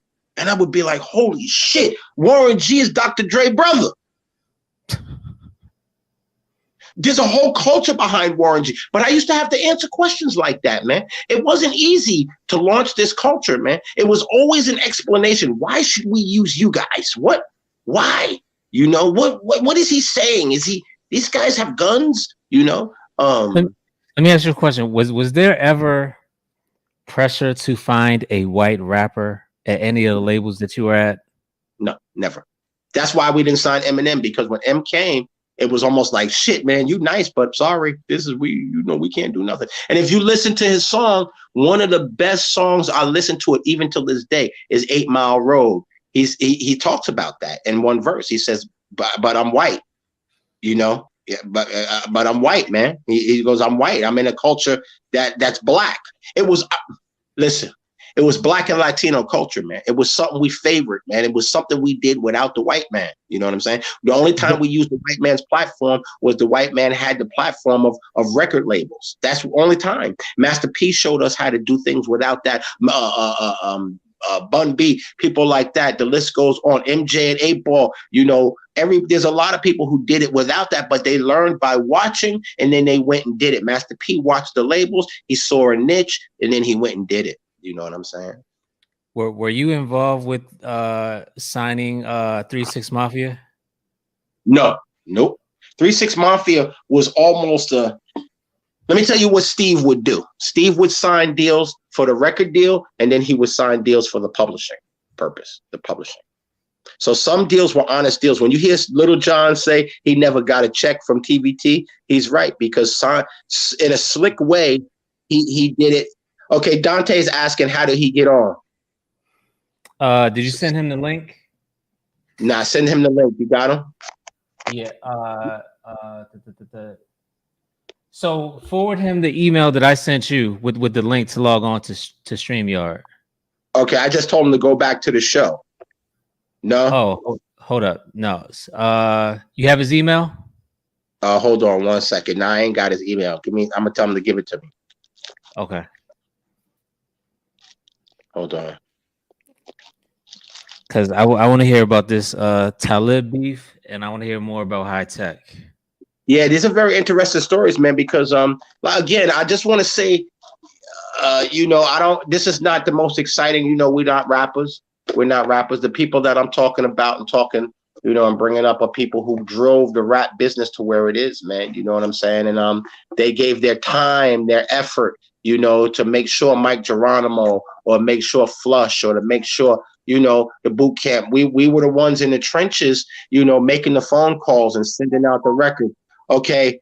His email is DONTEF. Don't put it out on the internet. Let's you see where it says I'm gonna forward it to you. I'm gonna forward it. Yeah. I'm gonna forward it to you. So basically, man, what? Yeah. Dante, he would have been cracking up from some shit like that. But basically, you frozen again. Yeah. Hold on, I'm texting. I'm a texter, so I probably frozen out. Yeah, hold on. I'm sending you the link so you could talk to Dante, man, and get a perspective on that. And Dante will let you know too, man. It wasn't just us guys being A&Rs and marketing people and stuff. We were visionaries, man. And the same way I just told you about the selling technique is because that's what my brain had to think like. You know what I'm saying? Mm-hmm. I just sent you a text. I had to think for the future. And a lot of times I got into a conflict with the artist, Mike, or somebody didn't agree with our thinking. And it was because we were experienced in what we were doing, and we were always in favor of the artist. I was questioned by Steve Gottlieb one time. He said, how come the artists listen to you and not me? I said, well, because I'm them. I'm just don't rap. You know what I'm saying? I'm them. So I would have to answer a lot of strange questions, borderline racist questions. You know what I'm saying? Borderline racist questions. And I don't think that the artist ever really understood that, a guy like myself was basically always in favor of my culture, but I had to interpret this culture to the people who had the goods. They had the platform. If we gonna win, here's the platform. You know what I'm saying? So it wasn't that record labels was robbing you. And I hear a lot of fans go, oh man, independent is the best way to go. Guess what? There's only about 5 rich independent artists. There's about 100 label rich artists. Think about that. You know what I'm saying? There's only a few artists that's independent. When you look closely at Nipsey Russell's independence, he signed to a major, y'all. Wake up. Wake up. They tricked you and told you independent is the way. That means spend your own money. In this business, it's called OPM, other people's money. Anytime you could get an advance from anywhere in the world, you're supposed to use it as other people's money. Now you got to use your own money, and they told you it was good. Hey, tell Dante I just sent him the link. Okay, he gonna get it. Hold on 1 second. Let me tell him.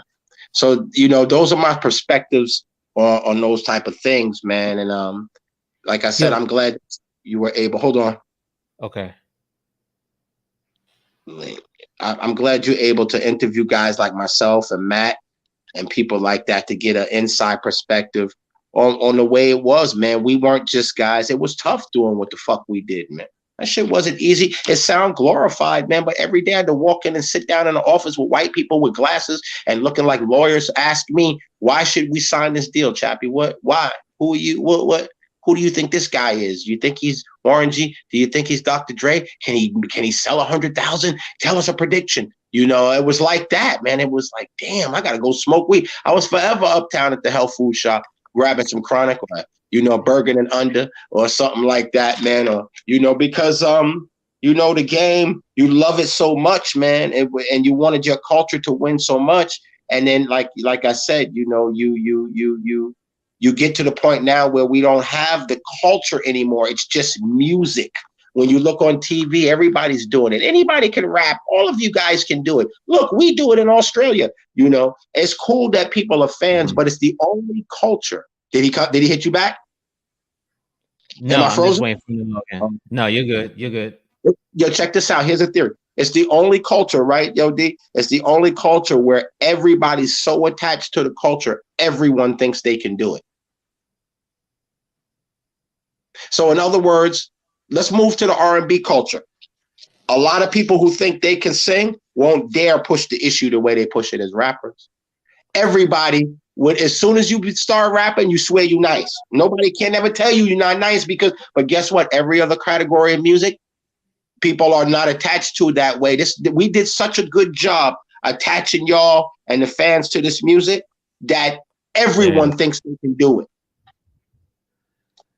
Hey, I want to thank everybody for coming out. JB Swift, Jamari Mack, JBM Beats,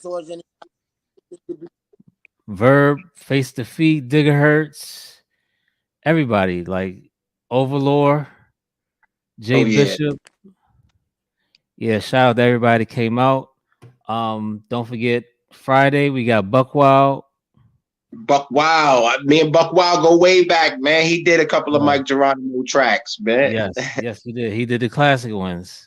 Yes, he did. That's my man. We would go to Buck Wild's house. We would go to his crib, literally. And he did one of the tracks he did. And I don't mean to cut you off. Check this out. The nigga sampled a drop of water. If you listen to one of Mike Geronimo's tracks, it's literally a drop of water from his sink. Man, ask him about it tomorrow, man. I went to his crib, man, and the man sampled a drop of water out of his sink, man. It's a bad boy, man. He sampled a drop of fucking water, man. Is it in the natural? Which song is it? I'm not sure if it's the natural. I don't think it's a natural. I'm not sure. Man, talk to him about it tomorrow, man. I used to go to Buck Wild crib. I went to his crib and picked up the song from Mike Geronimo, and he said, "Chap, you know how I did that, right?" I said, "How you do it? You did it regular." He said, "Man, I sampled it from my sink, man. I sampled a drop of water coming out of my sink, man." You know, we didn't get to a lot of the good stories, man. One day we'll get back to some of the fun stories. You know, me being with Large Professor, and you know, and with up at D&D, and you know, in places like that, man, where I can tell you funny stories for fights break out and Large Professor shoot a hole in the ceiling, shit like that. You know, it's a lot of fun hip hop stories too, man. So we'll get to that. Yo, so the next time you come on, it's gonna be you, Maddie C, Shot. I want you guys to trade war stories for us. We got to get in contact. I inboxed Maddie C. I told him he's definitely invited. You know what I'm saying? Yeah. Maddie C is definitely on my page, man. I inboxed Maddie C. He's a busy dude. We could all get on, man. We could bring all the 90s A&Rs on that I know of, at least the 5 or 6 that I know, man. And we could swap stories, because you're the only person who's utilizing this platform. And I want everybody to know we'll get better at telling these stories. Right now, we all over the place because we definitely have a million stories, man. I mean, I flew to Jamaica with Wu-Tang one time, man. It was just me, RZA, Jizza, and Raekwon, Ghostface on the air Jamaica, man. That's it. Just us, man. And man, at a ball. So I've been in positions like that where we have fun in hip hop too, man. And the competition, we were all friends, man. And we helped each other out, man. And that's Dante. Hold on. That nigga calling me on the phone. He got bad reception, but he fucking calling me on the phone and shit. Motherfucker. Your artist is crazy. Yo, for real, man. Being around artists, your artist is nuts, man. So basically, man, we get back to those fun stories. And Matty C used to knock on my window in the morning. The first time I met Biggie, man, I hate to say, he came down to Atlantic Avenue and he said, "Chap, I need you to come check out this cypher that's going on down the block." So I said, "Oh man," I came out my boy's crib and I go down the street with Matt Life. We go down the street and shit, and we go further into Bed-Stuy. We walking. and this big cipher going on. It's the first time I see Biggie Smalls. This is big black, and he's in the middle, and that's how I met Biggie, because obviously Matt, I think through documentaries you will see that he always had a tie, some sort of tie to Biggie Smalls, and so this day he wanted me to see Biggie, get busy on an open mic, man, and I got a chance to see Biggie freestyle, man, before the world got a chance to see him or hear him, on stage and things like that. Some of the great stories of some of the greatest artists, man. I just happened to be a fly on the wall through the whole culture, man, East and West Coast a lot of times. Even the Conscious Daughters, man, if people remember them, the Conscious I do. Daughters from Oakland, man, the Yeah. group The Coup. I was around them an awful lot. We hung out a lot.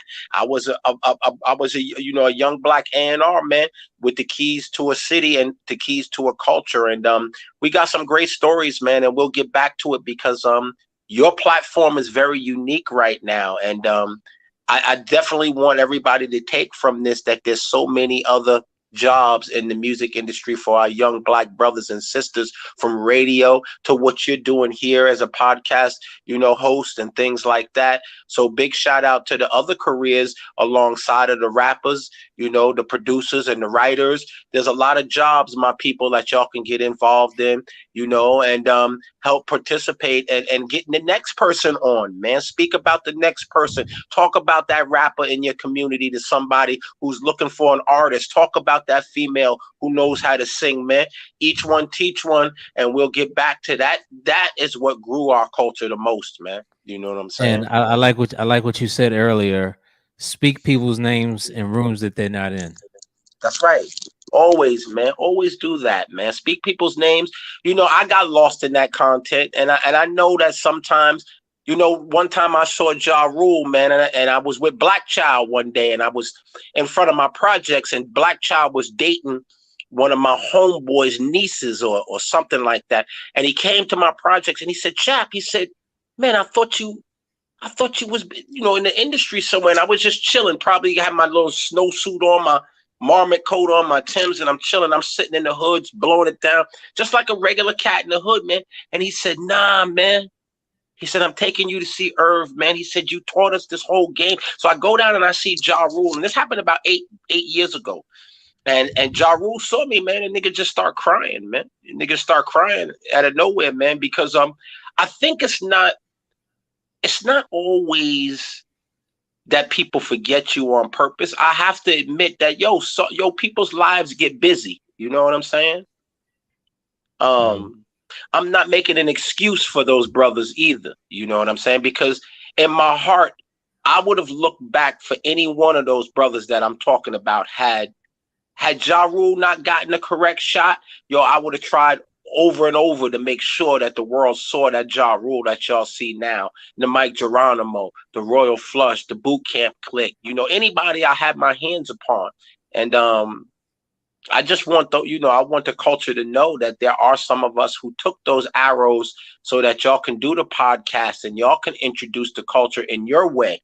And we applaud y'all, you know what I'm saying? We applaud y'all on YouTube doing your thing, do your thing. And but remember, it's not just about being an artist. Sometimes it's about being an executive, one who can help another person and catapult them into where they're supposed to be or into their blessing. You know what I'm saying? And that's Right. how, even though I had a shotgun, a 16 gauge, I used to carry a 16 gauge every day, just about in my knapsack to the office, to to Brooklyn. And that people would always see me with a knapsack, and people be like, Chap, you got that damn knapsack. And that's just the way life was, man. You hear, and I was in a culture that was rough, man. It's tough today, but I was in a culture that was rough in a different way back then.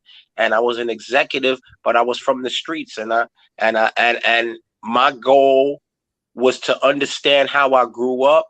But because I had that platform, my goal was to offer that platform to anybody who had a talent, man, even a radio talent. If I knew you had a radio talent, yo, fam, I would have went straight to a radio station and talked to them about you. You know what I'm saying? I would have went to Tigger. Mhm. I would have went to anybody and said, man, yo, check out Gadget, man. You got to go see this dude. You know what I'm saying? I would have put my approval on your name. And I would do that for many people. My friends would call me in college and be like, yo, Chap, the boot camp clique is at my school. And I would say, yo, Gadget, go to the door, go tell them that you know Chappy, and you gonna get in for free. And they was like, what? I said, go to the door, call the boot camp members over and tell them Chappy sent you to the show and you'll get in free. I've done that to Sway, man. I've done that to Sway. You know, my friend was at a Sony party that Sway was hosting, and in the middle of the party, I stopped him and I said, go give Sway the phone. In the middle of the party, he said, Chap, I can't go give Sway the phone. I said, go give Sway your phone. Tell him Chappy's on the line. And nervous as hell. And his brother's passed away now. He's from Connecticut, man. And he was a good brother. And he goes and gives Sway the phone. This happened a few years ago.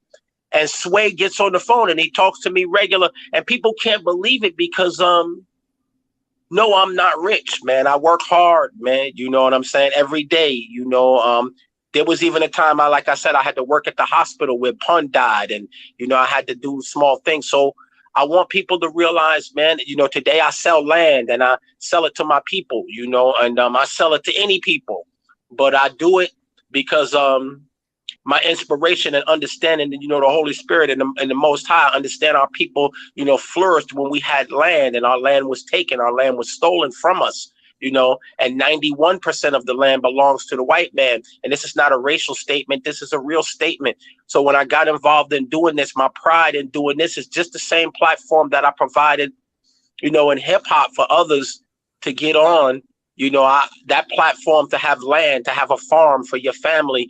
That's my dream. And that's what I offer now. You know what I'm saying? As a person, as a man, you know what I'm saying? Yeah. Hey man, I really appreciate you for coming on, man. Really. I appreciate you, brother. Yeah. Next time we talk, it's gonna be the A&R show. I'm just gonna shut up and let y'all tell y'all stories. It's gonna be funny as hell, man. It's gonna be funny as hell, man. It's amazing. It's amazing that you're the only one who picked up on this. I've been screaming this for about 5 years, Gadget. Yo, why they don't talk to us, man? We the dudes who took the Ja Rules and who took the Irv Gottis and taught them openly what we learned and signed that group that was sitting on the corner thinking that their life wasn't, you know, they was never going to get that deal. I was glad to come down the street and give you that deal if you deserved it and show you how your life could be different. You wanted to DJ, I'll put you in position. You want to intern and learn about the music industry, I'll put you in position if you followed my rules. Like Matt said to you yesterday in his interview, he was a knucklehead, but when he met me, I gave him the rules. He learned the rules, I made him my intern, and that's the Matt you wanted to interview, you know, yourself about Guess Wild, which is, you know, I gave him yes. When everybody said no, I said yes to him because I saw he reminded me of Drew Ha, believe it or not. That's what I saw in Matt. He reminded me of the boot camp's Drew Ha, not in person looks, but in his love for the culture. I knew I could depend on him. If I taught him something and I showed him something, he was going to do it. Like my son today, you know, my son Jordan is an A&R man for one of the largest females in the world. And, you know, his mom was a power player, but he worked hard to get there. He went to school. He represented Jamie Foxx. He went, you know, he went up the ladder as an intern and, you know, many places. And, you know, I tell people this strategy, and I'll explain the platform strategy, and all of us A&Rs will get on, and I'll wait until they all confirm that what Chappy's talking about, how you put together an artist's career is step by step. Like I started to explain to you, category by category, region by region, along with a few other things to collaborate with it. I don't care who you are. I don't care what level you're starting off on. You will be successful. You will become successful if your product is good. So that's that, man. And I appreciate you, man. And I appreciate you seeing, you know, the niche in this particular interview market that we have today on social media. I appreciate you seeing this niche, man, and talking to us people who had to shut up for the last 20 years, man. 20 years I haven't been able to speak like this just amongst friends. I haven't been able to tell the world that, hey, I signed Jurassic 5, or, I'm the guy who probably put together the boot camp click situation with Drew, or, eventually moved on going to TVT. And I'm the guy who basically helped start TVT and these little stories. So thank you for the platform, brother. I'm You're really, welcome. really thankful to all of y'all who came to this platform, and the educational part, and even the broken down part that my artist fucked up on minutes ago and couldn't get his shit together because Yeah, he's yeah. I'm gonna cut located that on out. Jupiter and shit. You know I'm what gonna I'm cut that saying? out. He's on Jupiter and shit. He on Jupiter. I don't know what the hell Dante on. I thought Ohio was in America, but apparently this nigga's in Russia. So, Hey, you right. know, um, we had a lot of fun, man, and I appreciate you. And this is my first time meeting you, Gadget Man. I appreciate Matt Fingers. Thank you, Matt, for introducing this platform, man. And I'd love to be on again to tell you some real fun stories, man, about traveling with Definitely. these guys and and being chased by groupies, man, from state to state, man, and crazy things that when hip hop was coming up, man.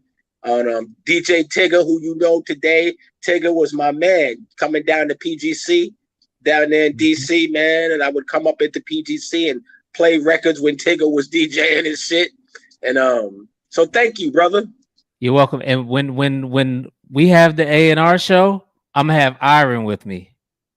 Okay, All okay. right. Iron Yeah. might remember my partner Corey Newhouse better, but I remember Iron and I remember everybody.